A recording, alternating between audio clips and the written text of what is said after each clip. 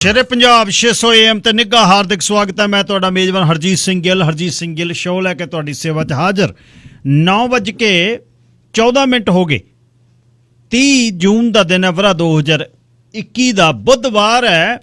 16 ਹਾੜ ਨਾਨਕ ਸੰਮਤ 553। ਨਿੱਘਾ ਹਾਰਦਿਕ ਸਵਾਗਤ ਹੈ ਜੀ। ਲਾਂਗੇ ਪੰਜਾਬ ਨੂੰ ਦੇਸ਼ ਪੰਜਾਬ ਦੇ ਝਰੋਖੇ 'ਚੋਂ ਨਵਕਿਰਨ ਸਿੰਘ ਪੱਤੀ ਨਾਲ ਗੱਲਬਾਤ ਕਰਾਂਗੇ।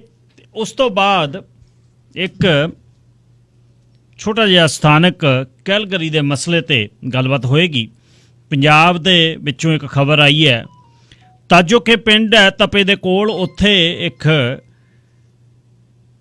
ਦੁਖਿਆਰੀ ਇਸਤਰੀ ਨੇ ਜਿਸ ਦੇ ਘਰ ਵਾਲੇ ਦੀ ਮੌਤ ਹੋ ਗਈ ਤੇ ਜੇਠ ਤੇ ਸੱਸ ਸਹੁਰਾ ਸਾਰੇ ਰਲ ਕੇ ਬਾਣ ਨਹੀਂ ਬਾਉਣ ਦਿੰਦੇ। 5 ਏਕੜ ਪਿਆ ਬੰਜਰ, ਉਹਦੀ ਗੱਲ ਕਰਨੀ ਹੈ, ਜ਼ਰੂਰੀ ਹੈ। ਤਾਂ ਜੋ ਕਿ ਤੇ ਤਪੇ ਦੇ ਏਰੀਏ ਦੇ ਕੋਈ ਵੀ ਇੱਥੇ ਹੋਵੇ, ਸੁਣਦਾ ਹੋਵੇ, ਪਤਾ ਕਰੋ ਪਿੰਡ, ਉਹਨਾਂ ਦਾ ਫ਼ੋਨ ਨੰਬਰ ਲੱਭ ਕੇ ਦਿਓ ਅਤੇ ਉਹਨਾਂ ਦੀ ਮਦਦ ਕਰੀਏ, ਜ਼ਰੂਰੀ ਹੈ। ਪੁਲਿਸ ਪ੍ਰਸ਼ਾਸਨ ਵੱਲੋਂ ਚਾਹੀਦੀ ਹੈ। ਡਾਂਗ ਫਿਰਨ ਵਾਲੀਆਂ ਮੌਰਾਂ 'ਤੇ ਹੋ ਜਾਣਾ ਸਭ ਕੁਛ ਠੀਕ। ਗੱਲ ਉਹ ਭੈਣ ਦੀ ਨਹੀਂ, ਗੱਲ ਉਹ ਧਿਆਣੀ ਦੀ ਹੈ। 10 ਵਰਿਆਂ ਦੀ ਜਿਹੜੀ ਕੋਲ ਖੜੀ ਹੈ, ਉਹਦਾ ਦੁੱਖ ਨਹੀਂ ਦੇਖ ਹੁੰਦਾ। ਉਹ ਕਿਉਂ ਰੋਵੇ? ਕਾਹਦਾ ਪੰਜਾਬ ਰਹਿ ਗਿਆ ਜਿੱਥੇ ਧੀਆਂ ਜੇ ਰੋਣ? ਇਹ ਤਾਂ ਕਹਾਣੀ ਮੂਲੋਂ ਹੀ ਗਲਤ ਹੈ।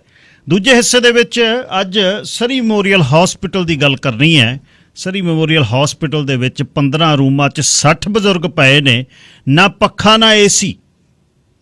ਦਈ ਚਲੋ ਇਕੱਠੇ ਕਰ ਤੇ ਰਾਜਧਾਨੀ ਜਾ ਬੈਠਿਆ, ਕੋਈ ਕਿਸੇ ਦੀ ਰਾਜਧਾਨੀ ਜਾ ਬੈਠਿਆ। ਇਹਨਾਂ ਵੱਲ ਨਾ ਝਾਕਿਓ ਕੋਈ, ਫਿਰ ਥਾਪੜ ਲਿਓ 4 ਸਾਲਾਂ ਬਾਅਦ ਆ ਕੇ।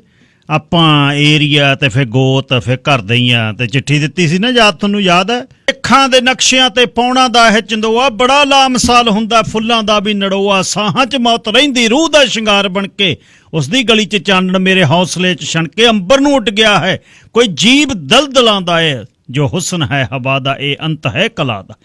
ਤੇਗਾਂ 'ਚ ਟਲ ਗਈ ਹੈ ਤੇਰੇ ਕੌਤਕਾਂ ਦੀ ਚਾਂਦੀ, ਖਾਬਾਂ ਤੋਂ ਉੱਚੀ ਹੋ ਗਈ ਹੁਣ ਇਸ਼ਕ ਦੀ ਪਰਾਂਦੀ। ਕੋਡਲੀ ਦੀ ਖਾਤਰ ਧਰਤੀ ਲਟਾ ਸਕਦੇ ਹਾਂ, ਸਿਰ ਵੀ ਕਟਾ ਸਕਦੇ ਹਾਂ, ਖੱਲ ਵੀ ਲੁਹਾ ਸਕਦੇ ਹਾਂ, ਨਦੀਆਂ ਨੂੰ ਵੀ ਆ ਸਕਦਾ ਹੈ ਸੁਪਨਾ ਕਿਸੇ ਤਲਾ ਦਾ, ਜੋ ਹੁਸਨ ਹੈ ਹਵਾ ਦਾ, ਇਹ ਅੰਤ ਹੈ ਕਲਾ ਦਾ।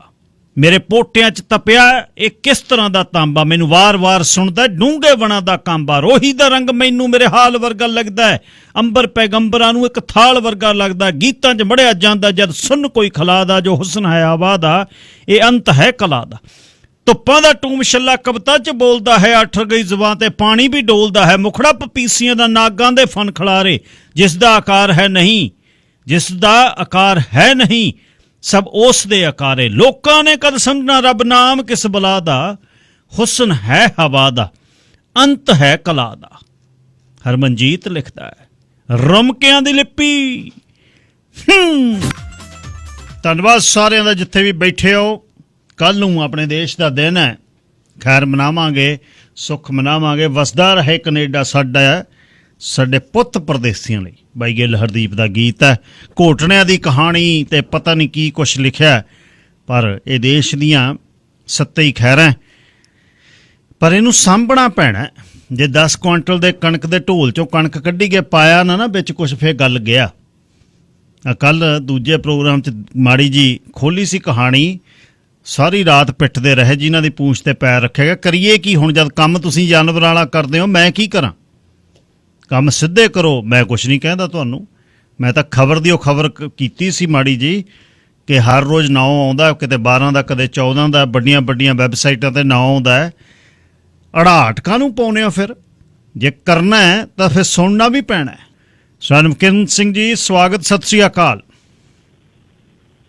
ਸ਼ੁਕਰੀਆ ਗਿੱਲ ਸਾਹਿਬ ਜੀ। ਸਭ ਤੋਂ ਪਹਿਲਾਂ ਤੁਹਾਨੂੰ ਤੇ ਸ਼ੇਰੇ ਪੰਜਾਬ ਰੇਡੀਓ ਦੇ ਸਾਰੇ ਹੀ ਸਰੋਤਿਆਂ ਨੂੰ ਪਿਆਰ ਭਰੀ ਸਤਿ ਸ਼੍ਰੀ ਅਕਾਲ ਜੀ। ਗਿੱਲ ਸਾਹਿਬ ਮੇਰੇ ਗੱਲ ਕਰ ਰਿਹਾ ਸੀ ਮੈਂ ਤਾਜੋਕੇ ਪਿੰਡ ਦੀ, ਮੈਂ ਕਿਹਾ ਬਰਨਾਲੇ ਦੇ ਨੇੜੇ ਆ, ਤੁਹਾਨੂੰ ਬੇਨਤੀ ਹੈ, ਉੱਥੇ ਕੋਈ ਅਮਨਪ੍ਰੀਤ ਕੌਰ ਨਾਂ ਦੀ ਭੈਣ ਹੈ ਜਿਸ ਨੇ ਫੇਸਬੁੱਕ 'ਤੇ ਇਹ ਗੱਲ ਪਾਈ ਆ ਵੀ ਉਹਦਾ 5 ਕਿੱਲੇ ਵਾਹਣ ਆ ਜਿਹੜਾ ਉਹਨੂੰ ਵਾਹੁਣ ਨਹੀਂ। ਤੁਸੀਂ, ਮੈਂ ਤੁਹਾਨੂੰ ਬੇਨਤੀ ਕਰਦਾ ਹਾਂ, ਕੱਲ੍ਹ ਦੀ ਛੁੱਟੀ ਹੈ, ਮੂਰਲੇ 1-2 ਦਿਨਾਂ ਤੱਕ ਬਾਹਰ, ਐਤਵਾਰ ਤੱਕ ਉਹਦਾ ਸਾਰਾ ਪਤਾ ਕਰਕੇ, ਉੱਥੋਂ 10 ਕਿਲੋਮੀਟਰ ਆ, ਪਲੀਜ਼ ਪਤਾ ਕਰਕੇ ਆਇਓ, ਫਿਰ ਉਹਦਾ ਕੋਈ ਮਨ ਸੁਭ ਕਰੀਏ, ਆਪਾਂ ਮਦਦ ਕਰਨੀ ਆ ਜ਼ਰੂਰ। ਜੀ ਗਿੱਲ ਸਾਹਿਬ, ਉਹ ਮਸਲਾ ਬਿਲਕੁਲ ਜਾਇਜ਼ ਆ। ਮੈਂ ਕੱਲ ਨੂੰ ਤੁਹਾਨੂੰ ਨੰਬਰ ਵੀ ਭੇਜ ਦੇਵਾਂਗਾ ਉਹਦਾ, ਬਸ ਠੀਕ। ਔਰ ਉਸ ਪਿੰਡ ਦੇ ਵਿੱਚ ਕਾਫੀ ਜਾਣਕਾਰ ਵੀ ਨੇ ਆਪਣੇ। ਬਿਲਕੁਲ ਜਾਇਜ਼ ਆ ਮਸਲਾ ਉਹ ਜੀ, ਨੇੜੇ ਹੀ ਆਪਣੇ ਜੀ। ਬਾਕੀ ਮੇਰੇ ਤੇ ਆ ਸੁਨੇਹਾ, ਤੁਸੀਂ ਮੈਨੂੰ ਫੋਨ ਲਿਆ ਦਿਓ ਇੱਕ ਵਾਰ। ਤੇ ਧੰਨਵਾਦ ਬਹੁਤ ਬਹੁਤ। ਅੱਛਾ, ਰਾਜਨੀਤੀ ਵਾਲੇ ਪਾਸੇ ਨੂੰ ਹੀ ਪਹਿਲਾਂ ਚੱਲੀਏ, ਰਾਜਨੀਤੀ ਵੱਲ ਨੂੰ ਝਾਕਦੇ ਆ ਸਾਰੇ। ਇਹ ਦੱਸਿਓ ਕਿ ਪੈ ਗਿਆ ਗੁਣਾ ਫਿਰ ਕਿਸੇ ਪਾਸੇ ਨਵਜੋਤ ਸਿੰਘ ਸਿੱਧੂ ਦਾ? ਜੀ ਗਿੱਲ ਸਾਹਿਬ, ਦੇਖੋ ਨਵਜੋਤ ਸਿੰਘ ਸਿੱਧੂ ਇਸ ਗੱਲ ਦੇ ਵਿੱਚ ਸਫਲ ਹੋਇਆਗਾ ਕਿ ਗਾਂਧੀ ਪਰਿਵਾਰ ਦੇ ਨਾਲ ਅੱਜ ਉਹਦੀ ਲੰਬੀ ਮੁਲਾਕਾਤ ਹੋਈ ਹੈਗੀ। ਇੱਕ ਤਾਂ ਵੈਸੇ ਇਤਫਾਕ ਆ ਗਿੱਲ ਸਾਹਿਬ ਵੀ, ਜਿਹਨੂੰ ਨਵਜੋਤ ਸਿੰਘ ਸਿੱਧੂ ਸਟੇਜ ਤੇ ਚੜ੍ਹ ਕੇ ਜਦੋਂ ਮੈਂਬਰ ਪਾਰਲੀਮੈਂਟ ਬਣਿਆ ਸੀ ਭਾਰਤੀ ਜਨਤਾ ਪਾਰਟੀ ਵਾਲੇ ਪਾਸੋਂ, ਉਦੋਂ ਪੱਪੂ ਕਹਿੰਦਾ ਹੁੰਦਾ ਸੀ, ਤੇ ਅੱਜ ਉਸ ਨੂੰ ਮਿਲਣ ਲਈ ਲੇਲੜੀਆਂ ਕੱਢਣੀਆਂ ਪੈ ਰਹੀਆਂ ਨੇ ਪੱਪੂ ਨੂੰ ਮਿਲਣ ਦੇ ਲਈ। ਖੈਰ ਫਿਰ ਵੀ ਪ੍ਰਿਅੰਕਾ ਗਾਂਧੀ ਨਾਲ ਪਹਿਲਾਂ ਇਹਨੇ 1.5 ਘੰਟਾ ਦੇ ਲਗਭਗ ਮੀਟਿੰਗ ਕੀਤੀ, ਔਰ ਲੰਬੀ ਗੱਲਬਾਤ ਆ ਜਿਹੜੀ ਪ੍ਰਿਅੰਕਾ ਗਾਂਧੀ ਦੇ ਨਾਲ ਇਹਨੇ ਕੀਤੀ ਨਵਜੋਤ ਸਿੰਘ ਸਿੱਧੂ ਨੇ। ਕਿਉਂਕਿ ਨਵਜੋਤ ਸਿੰਘ ਸਿੱਧੂ ਜਿਹੜੀ ਪਿਛਲੀ ਇਲੈਕਸ਼ਨ ਹੋਈ ਆ ਲੋਕ ਸਭਾ ਦੀ, ਉਹਦੇ ਵਿੱਚ ਵੀ ਪ੍ਰਿਅੰਕਾ ਗਾਂਧੀ ਦੇ ਨਾਲ ਹੀ ਪ੍ਰਚਾਰ ਕਰਦਾ ਰਿਹਾ। ਜਿੱਥੇ ਪ੍ਰਿਅੰਕਾ ਜਾਂਦੀ ਸੀ ਉੱਥੇ ਨਵਜੋਤ ਜਾਂਦਾ ਸੀ। ਔਰ ਬਠਿੰਡੇ ਜਦੋਂ ਲੈ ਕੇ ਆਈ ਇਹਨੂੰ ਪ੍ਰਚਾਰ ਕਰਨ ਦੇ ਲਈ ਹਰਸਿਮਰਤ ਕੌਰ ਦੇ ਖਿਲਾਫ, ਤਾਂ ਉਹ ਪ੍ਰਿਅੰਕਾ ਗਾਂਧੀ ਲੈ ਕੇ ਆਈ ਸੀ। ਉਹਦੀ ਹਾਜ਼ਰੀ ਦੇ ਵਿੱਚ ਇਹਨੇ ਮਤਲਬ ਜਿਹੜੇ ਰਗੜੇ ਨੇ ਉਹ ਲਾਏ ਸੀ। ਜੋ 75-25 ਕਹਿੰਦਾ ਸੀ, ਉਹ ਪ੍ਰਿਅੰਕਾ ਗਾਂਧੀ ਦੀ ਹਾਜ਼ਰੀ 'ਚ ਕਹਿੰਦਾ ਸੀ, ਜਿਹਦੇ 'ਚੋਂ ਇਹ ਸਾਫ਼ ਹੈਗਾ ਕਿ ਨਵਜੋਤ ਸਿੱਧੂ ਦੀ ਜੇ ਗਾਂਧੀ ਪਰਿਵਾਰ ਦੇ ਵਿੱਚ ਜਾਂ ਕਾਂਗਰਸ ਪਾਰਟੀ ਦੇ ਵਿੱਚ ਕਿਸੇ ਨਾਲ ਨੇੜਤਾ, ਤਾਂ ਉਹ ਪ੍ਰਿਅੰਕਾ ਗਾਂਧੀ ਦੇ ਨਾਲ ਹੈਗੀ। ਉਂਝ ਵੀ ਮੈਨੂੰ ਪਤਾ ਲੱਗਿਆ ਕਿ ਪ੍ਰਿਅੰਕਾ ਗਾਂਧੀ ਟੋਟਕੇ ਸੁਣਨ ਦੀ ਔਰ ਚੁਟਕਲੇ ਸੁਣਨ ਦੀ ਜਿਹੜੀ ਉਹ ਖਾਸੀ ਇੱਛਾ ਰੱਖਦੀ ਆ। ਖੈਰ ਬੰਦਾ ਵੀ ਚੁਟਕਲਿਆਂ ਦੇ ਟੋਟਕਿਆਂ ਵਾਲਾ ਜ਼ਿਆਦੇ ਆ। ਤੇ ਪਹਿਲਾਂ ਉਹਦੇ ਨਾਲ ਗਿੱਲ ਸਾਹਿਬ ਨੇ ਮੁਲਾਕਾਤ ਕੀਤੀ, ਔਰ ਕਾਫੀ ਲੰਬੀ ਚੌੜੀ ਗੱਲਬਾਤ ਤੋਂ ਬਾਅਦ ਉਸ ਤੋਂ ਬਾਅਦ ਪ੍ਰਿਅੰਕਾ ਗਾਂਧੀ ਰਾਹੁਲ ਗਾਂਧੀ ਦੇ ਘਰ ਜਾਂਦੀ ਆ। ਫਿਰ ਪਿੱਛੇ ਹੀ ਨਵਜੋਤ ਸਿੰਘ ਸਿੱਧੂ ਦੀ ਗੱਡੀ ਕੁਝ ਸਮੇਂ ਬਾਅਦ ਰਾਹੁਲ ਗਾਂਧੀ ਦੇ ਘਰ ਪਹੁੰਚਦੀ ਆ। ਯਾਨੀ ਕਿ ਰਾਹੁਲ ਗਾਂਧੀ ਨੂੰ ਮਿਲਾਉਣ ਦੇ ਲਈ ਪ੍ਰਿਅੰਕਾ ਗਾਂਧੀ ਨਵਜੋਤ ਸਿੰਘ ਸਿੱਧੂ ਨੂੰ ਲੈ ਕੇ ਗਈ ਇੱਕ ਹਿਸਾਬ ਦਾ। ਔਰ ਉੱਥੇ ਫਿਰ ਰਾਹੁਲ ਗਾਂਧੀ ਦੇ ਨਾਲ ਇਹਦੀ ਲੰਬੀ ਮੀਟਿੰਗ ਹੈਗੀ ਜਿਹੜੀ ਉਹ ਹੋਈ ਆ, ਜਿਹਦੇ ਤੋਂ ਇਹ ਲੱਗਦਾ ਗਾ ਕਿ ਨਵਜੋਤ ਸਿੰਘ ਸਿੱਧੂ ਹੁਣ ਘੱਟੋ ਘੱਟ ਉਹਨਾਂ ਦੇ ਨਾਲ ਲੰਬੀ ਡਿਸਕਸ਼ਨ ਤੋਂ ਬਾਅਦ ਇਹ ਕਿਆਸਰਾਈਆਂ ਤਾਂ ਨਹੀਂ ਲਾਈਆਂ ਜਾ ਸਕਦੀਆਂ ਕਿ ਉਹ ਕਾਂਗਰਸ ਛੱਡ ਕੇ ਜਾਊਗਾ। ਤਾਂ ਅਜਿਹੇ ਦੇ ਵਿੱਚ ਹੁਣ ਉਹ ਕੋਈ ਇੱਕ ਅਜਿਹਾ ਤਰੀਕਾ ਅਡਾਪਟ ਕਰ ਰਹੇ ਨੇ ਜਿਹਦੇ ਨਾਲ ਕੈਪਟਨ ਵੀ ਰਹਿ ਜੇ ਤੇ ਸਿੱਧੂ ਵੀ ਰਹਿ ਜੇ, ਜਿਹਦੇ ਨਾਲ ਗਿੱਲ ਸਾਹਿਬ ਕਾਂਗਰਸ ਪਾਰਟੀ ਦੇ ਵਿੱਚ ਜਿਹੜਾ ਇੱਕ ਮਸਾਨ ਮੱਚਿਆ ਹੋਇਆ ਉਹਨੂੰ ਫਿੱਟ ਕੀਤਾ ਜਾਵੇ। ਇਹ ਚੀਜ਼ ਨੂੰ ਲੈ ਕੇ ਮਤਲਬ ਇਹਨਾਂ ਦੀ ਗੱਲਬਾਤ ਆ ਜਿਹੜੀ ਉਹ ਹੋਈ ਦੱਸਦੇ ਨੇ। ਖੈਰ ਫਿਰ ਵੀ ਨਵਜੋਤ ਸਿੰਘ ਸਿੱਧੂ ਮਿਲਿਆ, ਲੰਬੀ ਗੱਲਬਾਤ ਹੋਈ, ਇਹਨੂੰ ਕਾਫੀ ਅਹਿਮੀਅਤ ਦੇ ਤੌਰ ਦੇ ਉੱਤੇ ਲਿਆ ਜਾ ਰਿਹਾ ਹੈਗਾ। ਉਧਰ ਰਾਜਨੀਤੀ ਦੇ ਵਿੱਚ ਜਦੋਂ ਨਵਜੋਤ ਸਿੰਘ ਸਿੱਧੂ ਮਿਲ ਰਿਹਾ ਸੀਗਾ ਪ੍ਰਿਅੰਕਾ ਗਾਂਧੀ ਤੇ ਰਾਹੁਲ ਗਾਂਧੀ ਨੂੰ, ਤਾਂ ਸੁਖਬੀਰ ਬਾਦਲ ਨੇ ਵੀ ਟੋਟਕੇ ਸੁਣਾਏ। ਸੁਖਬੀਰ ਬਾਦਲ ਨੇ ਸਿੱਧੇ ਤੌਰ ਦੇ ਉੱਤੇ ਸ਼ਬਦੀ ਹਮਲਾ ਗਾ ਜਿਹੜਾ ਉਹ ਕੀਤਾ। ਸੁਖਬੀਰ ਬਾਦਲ ਨੇ ਕਿਹਾ ਕਿ ਨਵਜੋਤ ਸਿੱਧੂ ਇੱਕ ਮਿਸਗਾਈਡਡ ਮਿਜ਼ਾਈਲ ਆ। ਉਹ ਕਹਿੰਦਾ ਕਿ ਇਹ ਮਤਲਬ ਜਿੱਧਰੋਂ ਮਰਜ਼ੀ ਛੱਡ ਦਿਓ। ਤਾਂ ਮਿਸਗਾਈਡਡ ਮਿਜ਼ਾਈਲ ਜਦੋਂ ਉਹਨੇ ਕਿਹਾ, ਦੂਜੇ ਬੰਨੇ ਮਤਲਬ ਨਵਜੋਤ ਸਿੰਘ ਸਿੱਧੂ ਵੀ ਕਿੱਥੇ ਟਿਕਣ ਵਾਲਾ। ਨਵਜੋਤ ਸਿੰਘ ਸਿੱਧੂ ਨੇ ਤਾਂ ਕਾਫੀ ਵੱਡੀ ਪੱਧਰ ਦੇ ਉੱਤੇ ਮਤਲਬ ਸੁਖਬੀਰ ਦਾ ਜਵਾਬ ਹੈਗਾ ਜਿਹੜਾ ਦਿੱਤਾ। ਨਵਜੋਤ ਸਿੰਘ ਸਿੱਧੂ ਨੇ ਤਾਂ ਇੱਥੋਂ ਤੱਕ ਕਿਹਾ ਉਹਦੀ ਟਿੱਪਣੀ ਦੇ ਜਵਾਬ ਦੇ ਵਿੱਚ, ਉਹ ਕਹਿੰਦਾ ਪੰਜਾਬ ਬਰਬਾਦੀ ਦੇ ਕੰਢੇ ਤੇ ਤੁਹਾਡੇ ਕਰਕੇ ਖੜਾ ਹੈ। ਔਰ ਦੂਜੀ ਗੱਲ ਜਿਹੜੀ ਉਹ ਵੱਡੀ ਕਹਿ ਗਿਆ, ਉਹ ਕਹਿੰਦਾ ਸੁਖ ਵਿਲਾਸ ਜਿੱਥੇ ਸੁੱਖ ਲੈਂਦੇ ਸੀ ਮੋਹਾਲੀ ਦੇ ਨੇੜੇ, ਸੁਖ ਵਿਲਾਸ ਨੂੰ ਕਹਿੰਦਾ ਪੰਜਾਬ ਦੇ ਗਰੀਬ ਲੋਕਾਂ ਦੀ ਸੇਵਾ ਕਰਨ ਲਈ ਸਰਕਾਰੀ ਸਕੂਲ ਤੇ ਸਰਕਾਰੀ ਹਸਪਤਾਲ 'ਚ ਨਹੀਂ ਜਦੋਂ ਤੱਕ ਬਦਲ ਦਿੰਦਾ ਉਦੋਂ ਤੱਕ ਦਮ ਨਹੀਂ ਲੈਂਦਾ। ਖੈਰ ਇਹਨੂੰ ਬਦਲਣਾ ਤਾਂ ਖਾਸੇ ਦਮ ਦੀ ਲੋੜ ਆ, ਇੰਨਾ ਦਮ ਤਾਂ ਮੈਨੂੰ ਲੱਗਦਾ ਨਹੀਂ। ਖੈਰ ਫਿਰ ਵੀ ਗੱਲ ਕਹੀ ਆ, ਬੜਕ ਮਾਰੀ ਆ, ਤਾਂ ਘੱਟੋ ਘੱਟ ਚਰਚਾ ਦਾ ਵਿਸ਼ਾ ਤਾਂ ਬਣੀ ਆ ਬੜਕ ਜੀ ਗਿੱਲ ਸਾਹਿਬ। ਅੱਛਾ, ਧਰਮਸੋਤ ਲੱਕ ਟੁਣੂ ਨਾਲ ਕੀ ਰੌਲਾ ਪੈ ਗਿਆ? ਕਿਸੇ ਦੁਕਾਨ 'ਚ ਬਣਨਾ ਪਿਆ ਫਿਰ? ਜੀ ਗਿੱਲ ਸਾਹਿਬ, ਸਾਧੂ ਸਿੰਘ ਧਰਮਸੋਤ ਇੱਕ ਉਦਘਾਟਨ ਕਰਨ ਪਹੁੰਚਿਆ ਸੀ। ਉੱਥੇ ਪੰਜਾਬ ਦੀਆਂ ਕਿਸਾਨ ਜਥੇਬੰਦੀਆਂ ਪਹੁੰਚ ਗਈਆਂ, ਕਿਸਾਨ ਔਰਤਾਂ ਪਹੁੰਚ ਗਈਆਂ, ਉਹਨਾਂ ਨੇ ਘੇਰ ਲਿਆ ਸਾਧੂ ਸਿੰਘ ਧਰਮਸੋਤ ਨੂੰ। ਇੱਕ ਔਰਤ ਨੇ ਵੀਡੀਓ ਵੀ ਬਹੁਤ ਵਾਇਰਲ ਹੋ ਰਹੀ ਹੈ, ਉਹਨੇ ਤਾਂ ਬੜਾ ਕਮਾਲ ਦੀ ਗੱਲ ਕੀਤੀ ਸਾਧੂ ਸਿੰਘ ਧਰਮਸੋਤ ਨੂੰ। ਕਹਿੰਦੀ ਜਿੱਦੇ ਵੋਟਾਂ ਲੈਣ ਆਇਆ ਸੀ ਕੱਲਾ ਤੁਰਿਆ ਫਿਰਦਾ ਸੀ, ਉਹਦੇ ਤਾਂ ਕਹਿੰਦਾ ਮੈਨੂੰ ਵੋਟਾਂ ਪਾ ਦਿਓ। ਅੱਜ ਇੰਨੀ ਪੁਲਿਸ ਲੈ ਕੇ ਕੀ ਕਰਨਾ ਆ? ਪਹਿਲਾਂ ਸਾਨੂੰ ਐਂ ਦੱਸੋ। ਕਹਿੰਦੀ ਵੀ ਇੰਨੀ ਪੁਲਿਸ ਤੈਨੂੰ ਖਤਰਾ ਕਾਹਦਾ ਗਾ? ਕਹਿੰਦਾ ਨਹੀਂ ਮੈਨੂੰ ਕੰਮ ਦੱਸੋ, ਕੰਮ ਕੀ? ਉਹ ਕਹਿੰਦੀ ਪਹਿਲਾਂ ਮੈਨੂੰ ਇਹ ਦੱਸ ਤੈਨੂੰ ਖਤਰਾ ਕਾਹਦਾ ਗਾ? ਸਾਥੋਂ ਹੀ ਖਤਰਾ ਖੜਾ ਹੋ ਗਿਆ। ਸੋ ਬੜਾ ਕਮਾਲ ਦੀ ਘੇਰਾਬੰਦੀ ਆ ਜਿਹੜੀ ਕੀਤੀ ਹੈ। ਔਰ ਇਹ ਭਾਦਸੋਂ ਦੇ ਨੇੜੇ ਇੱਕ ਸੜਕ ਚੌੜੀ ਦਾ ਨੀਂਹ ਪੱਥਰ ਹੈਗਾ ਜਿਹੜਾ ਉਹ ਰੱਖਣ ਪਹੁੰਚਿਆ ਸੀ, ਔਰ ਉੱਥੇ ਘੇਰ ਲਿਆ। ਘੇਰ ਕੇ ਕਾਫੀ ਬੁਰੀ ਕੀਤੀ। ਉਸ ਤੋਂ ਬਾਅਦ ਭੱਜ ਕੇ ਇੱਕ ਦੁਕਾਨ 'ਚ ਵੜ ਕੇ ਸ਼ਟਰ ਸਿੱਟ ਲਿਆ। ਤਾਂ ਇਹ ਵੱਡੀ ਗੱਲ ਹੈ ਜਦੋਂ ਪੰਜਾਬ ਦੇ ਲੋਕ ਜਾਗੇ ਨੇ, ਉਹਨਾਂ ਸੱਥਾਂ 'ਚ ਘੇਰਨ ਲੱਗੇ ਨੇ ਜਿਨ੍ਹਾਂ 'ਚ ਵਾਅਦੇ ਕਰਕੇ ਗਏ ਸੀ, ਔਰ ਉਹਨਾਂ ਲੀਡਰਾਂ ਨੂੰ ਘੇਰਨ ਲੱਗੇ ਨੇ ਜਿਹੜੇ ਉਦੋਂ ਆਉਂਦੇ ਨੇ ਪੈਰੀਂ ਹੱਥ ਲਾਉਂਦੇ ਨੇ ਤੇ ਮੁੜ ਕੇ 5 ਸਾਲ ਗਿੱਲ ਸਾਹਿਬ ਇਹ ਪੁੱਛਦੇ ਨਹੀਂ, ਤੇ ਫਿਰ ਜਦੋਂ ਦੁਬਾਰੇ 5 ਸਾਲ ਬਾਅਦ ਆਉਂਦੇ ਨੇ ਫਿਰ ਪੈਰਾਂ ਨੂੰ ਚੁੰਬੜਦੇ ਨੇ। ਸੋ ਹੁਣ ਲੋਕ ਆ ਜਿਹੜੇ ਜਾਗਰੂਕ ਹੋ ਚੁੱਕੇ ਨੇ, ਲੋਕ ਪਹਿਲਾਂ ਹੀ ਝੰਡਾ ਹੱਥ 'ਚ ਫੜਿਆ ਹੋਇਆ ਤੇ ਲੀਡਰ ਦੇ ਗੁਲਾਮੀ ਨੂੰ ਹੱਥ ਪਾਉਂਦੇ ਨੇ ਜੀ। ਭਾਜਪਾ ਦੇ ਸਮਰਥਕਾਂ ਨੇ ਗਾਜੀਪੁਰ ਬਾਰਡਰ ਤੇ ਬਾਬਿਆਂ ਤੇ ਹਮਲਾ ਕੀਤਾ ਤੇ ਨਾਅਰੇਬਾਜ਼ੀ ਹੋਈ ਹੈ। ਜੀ ਗਿੱਲ ਸਾਹਿਬ, ਇਹ ਬਹੁਤ ਮੰਦਭਾਗੀ ਗੱਲ ਅੱਜ ਹੋਈ ਹੈ। ਬੜੀ ਅਹਿਮ ਘਟਨਾ ਜਿਹੜੀ ਇਹ ਹੈ ਕਿ ਕਿਸਾਨ ਅੰਦੋਲਨ ਨਵੰਬਰ 2020 ਤੋਂ ਦਿੱਲੀ ਦੀਆਂ ਬਰੂਹਾਂ ਤੇ ਬੈਠਾ। 3 ਬਾਰਡਰ ਉਦੋਂ ਦੇ ਮਸ਼ਹੂਰ, ਗਾਜੀਪੁਰ ਵਾਲਾ ਜਿੱਥੇ ਰਕੇਸ਼ ਟਕੈਤ ਬੈਠਾ, ਸਿੰਘੂ ਬਾਰਡਰ, ਤੇ ਤੀਸਰਾ ਗਾ ਜਿਹੜਾ ਗਿੱਲ ਸਾਹਿਬ ਉਹ ਟਿਕਰੀ ਬਾਰਡਰ, ਬਹਾਦਰਗੜ੍ਹ ਵਾਲਾ ਵੀ ਕਹਿੰਦੇ ਨੇ। ਤਾਂ ਗਾਜੀਪੁਰ ਬਾਰਡਰ ਇਹਨਾਂ ਦੇ ਲਈ ਵੱਧ ਚੁੱਭਦਾ ਹੈ। ਉਹ ਇਸ ਕਰਕੇ ਚੁੱਭਦਾ ਹੈ ਕਿਉਂਕਿ ਇਹਨਾਂ ਦੀ ਜਿਵੇਂ ਦਿਓ ਦੀ ਜਾਨ ਕਹਿੰਦੇ ਹੁੰਦੇ ਤੋਤੇ 'ਚ, ਇਹਨਾਂ ਦੀ ਜਾਨ ਫਸੀ ਹੋਈ ਆ ਯੂਪੀ ਦੀ ਇਲੈਕਸ਼ਨ 'ਚ। ਭਾਰਤੀ ਜਨਤਾ ਪਾਰਟੀ ਦੀ 80 ਸੀਟਾਂ ਨੇ। ਇਹਨਾਂ ਨੂੰ ਪਤਾ ਹੈ ਕਿ ਜਿਹੜਾ ਯੂਪੀ ਦੇ ਵਿੱਚ ਸਰਕਾਰ ਬਣਾ ਗਿਆ, ਦੇਸ਼ ਦੇ ਪ੍ਰਧਾਨ ਮੰਤਰੀ ਦੀ ਕੁਰਸੀ ਤੱਕ ਝਾਕਦਾ ਫਿਰ ਅਗਲਾ, ਤਾਂ ਉਹਦੇ 'ਚੋਂ ਭਾਰਤੀ ਜਨਤਾ ਪਾਰਟੀ ਡਰੀ ਹੋਈ ਹੈ। ਇਸੇ ਕਰਕੇ ਗਾਜੀਪੁਰ ਵਾਲੇ ਬਾਰਡਰ ਨੂੰ ਇਹ ਵੱਧ ਚਿੰਨਤ ਕਰਦੇ ਨੇ। ਕੱਲ ਇੱਕ ਇਹ ਹੋਇਆ ਕਿ ਜਸਵੰਤ ਸਿਨਹਾ ਜਿਹੜਾ ਭਾਰਤੀ ਜਨਤਾ ਪਾਰਟੀ ਦਾ ਵੱਡਾ ਲੀਡਰ ਰਿਹਾ ਜਦੋਂ ਅਟਲ ਬਿਹਾਰੀ ਵਾਜਪਾਈ ਦੀ ਸਰਕਾਰ ਸੀ, ਉਦੋਂ ਵਿੱਤ ਮੰਤਰੀ ਤੇ ਵਿਦੇਸ਼ ਮੰਤਰੀ ਰਿਹਾ। ਉਹ ਅੱਜ ਕੱਲ੍ਹ ਮਮਤਾ ਬੈਨਰਜੀ ਦੀ ਪਾਰਟੀ 'ਚ ਰਲਿਆ ਹੋਇਆ। ਕੱਲ ਉਹ ਗਾਜੀਪੁਰ ਬਾਰਡਰ ਆਇਆ ਸੀ। ਗਾਜੀਪੁਰ ਬਾਰਡਰ ਆ ਕੇ ਉਹਨੇ ਰਕੇਸ਼ ਟਕੈਤ ਨਾਲ ਲੰਬਾ ਸਮਾਂ ਮੀਟਿੰਗ ਕੀਤੀ ਔਰ ਉਹਨੇ ਦੱਸਿਆ ਕਿ ਭਾਰਤੀ ਜਨਤਾ ਪਾਰਟੀ ਨੂੰ ਕਿਵੇਂ ਢਾਹਿਆ ਜਾ ਸਕਦਾ ਗਾ। ਤਾਂ ਅਜਿਹੇ ਦੇ ਵਿੱਚ ਅੱਜ ਭਾਰਤੀ ਜਨਤਾ ਪਾਰਟੀ ਦੇ ਸਮਰਥਕ ਉੱਥੇ ਪਹੁੰਚੇ। ਉੱਥੇ ਦਰਅਸਲ ਇਹਨਾਂ ਨੇ ਇੱਕ ਬੀਜੇਪੀ ਦਾ ਆਗੂ ਹੈਗਾ, ਉਹਦਾ ਪ੍ਰੋਗਰਾਮ ਰੱਖ ਲਿਆ ਨਾਲ ਹੀ ਗਾਜੀਪੁਰ ਵਾਲੇ ਬਾਰਡਰ ਤੇ, ਜਿੱਥੇ ਕਿਸਾਨਾਂ ਦਾ ਚੱਲ ਰਿਹਾ ਧਰਨਾ ਨਵੰਬਰ 2020 ਤੋਂ। ਉੱਥੇ ਨਾਲ ਹੀ ਜਿਹੜਾ ਅਮਿਤ ਵਾਲਮੀਕੀ ਭਾਜਪਾ ਦਾ ਆਗੂ ਆ, ਉਹਦਾ ਜਾਣਬੁੱਝ ਕੇ ਪ੍ਰੋਗਰਾਮ ਰੱਖਿਆ। ਉਸ ਤੋਂ ਬਾਅਦ ਭਾਜਪਾ ਤੇ RSS ਵਾਲੇ ਪਹੁੰਚ ਗਏ। ਉੱਥੇ ਕਿਸਾਨਾਂ ਨੂੰ ਦੇਖ ਕੇ ਗਿੱਲ ਸਾਹਿਬ ਨਾਅਰੇ ਲਾਉਣ ਲੱਗ ਗਏ, ਦੇਸ਼ ਕੇ ਗਦਾਰ, ਦੇਸ਼ ਵਿਰੋਧੀ, ਖਾਲਿਸਤਾਨੀ, ਅੱਤਵਾਦੀ, ਏਦਾਂ ਦੇ ਨਾਅਰੇ ਜਾਣ ਕੇ ਭੜਕਣ। ਕਿਸਾਨ ਫਿਰ ਵੀ ਨਹੀਂ ਭੜਕੇ, ਚੁੱਪ ਕਰਕੇ ਬੈਠੇ ਰਹੇ।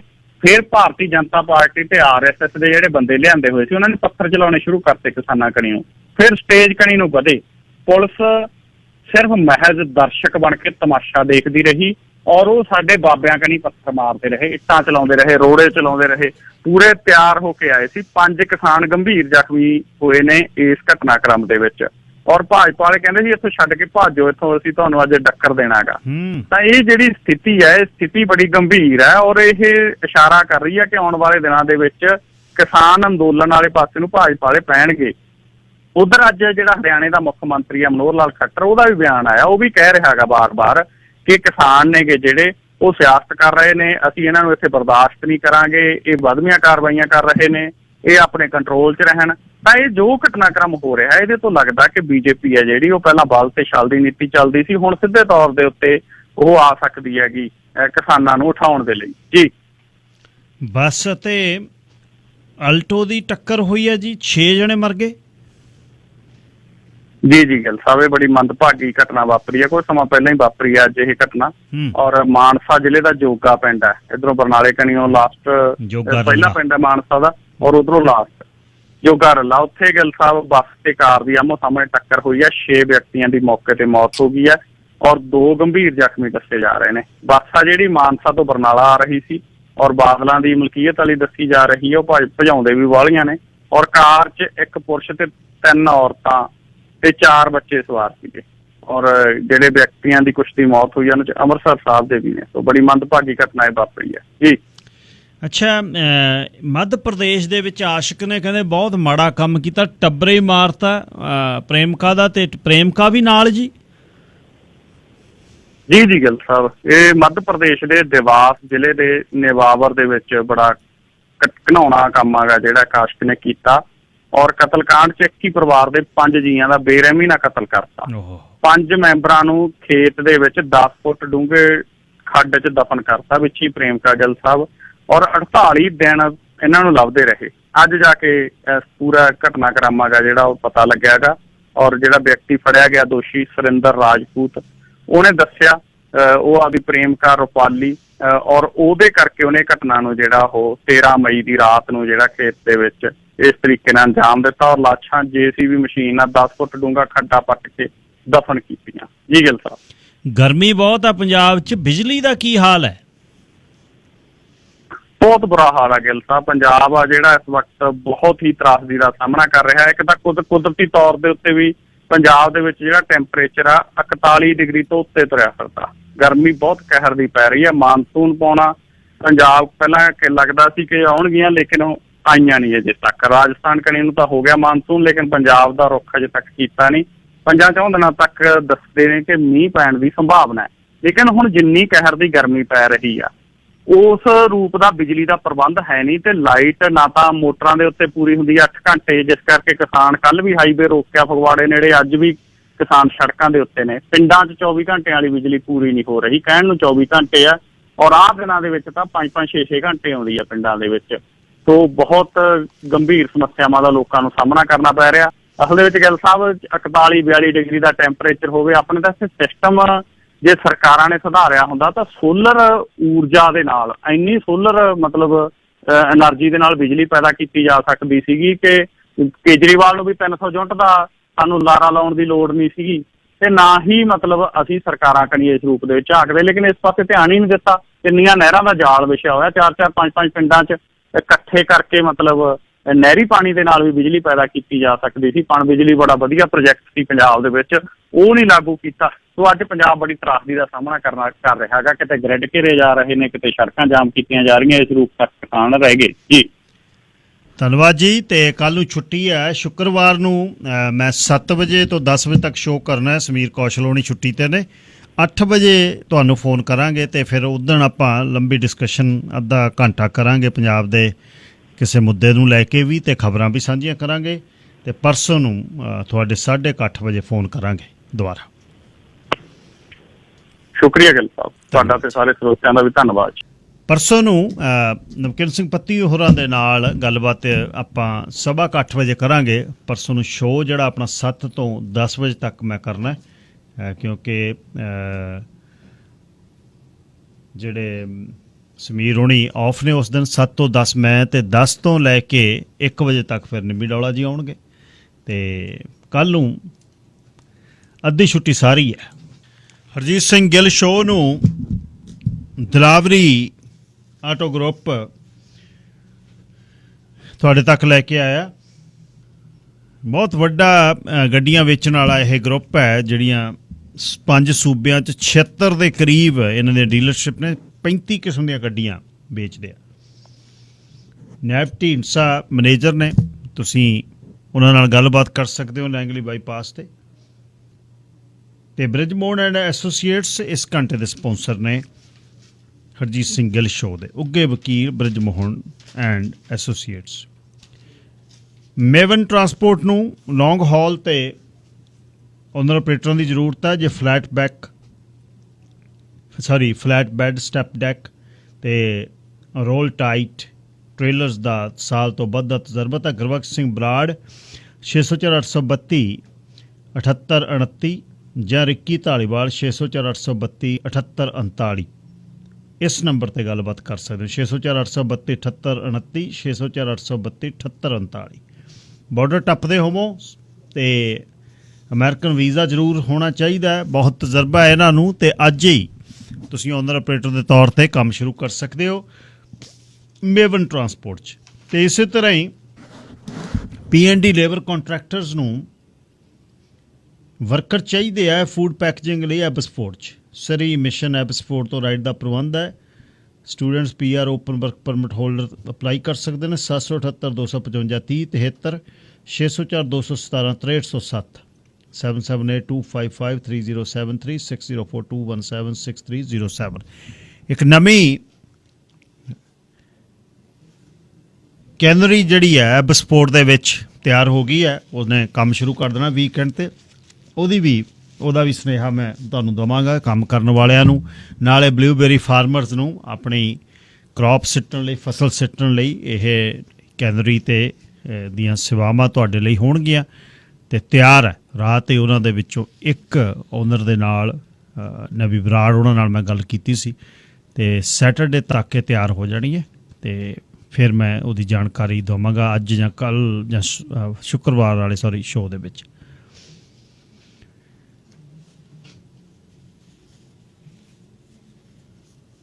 ਪੈਂਡੈਮਿਕ ਦੇ ਹੁੰਦਿਆਂ ਇੱਥੇ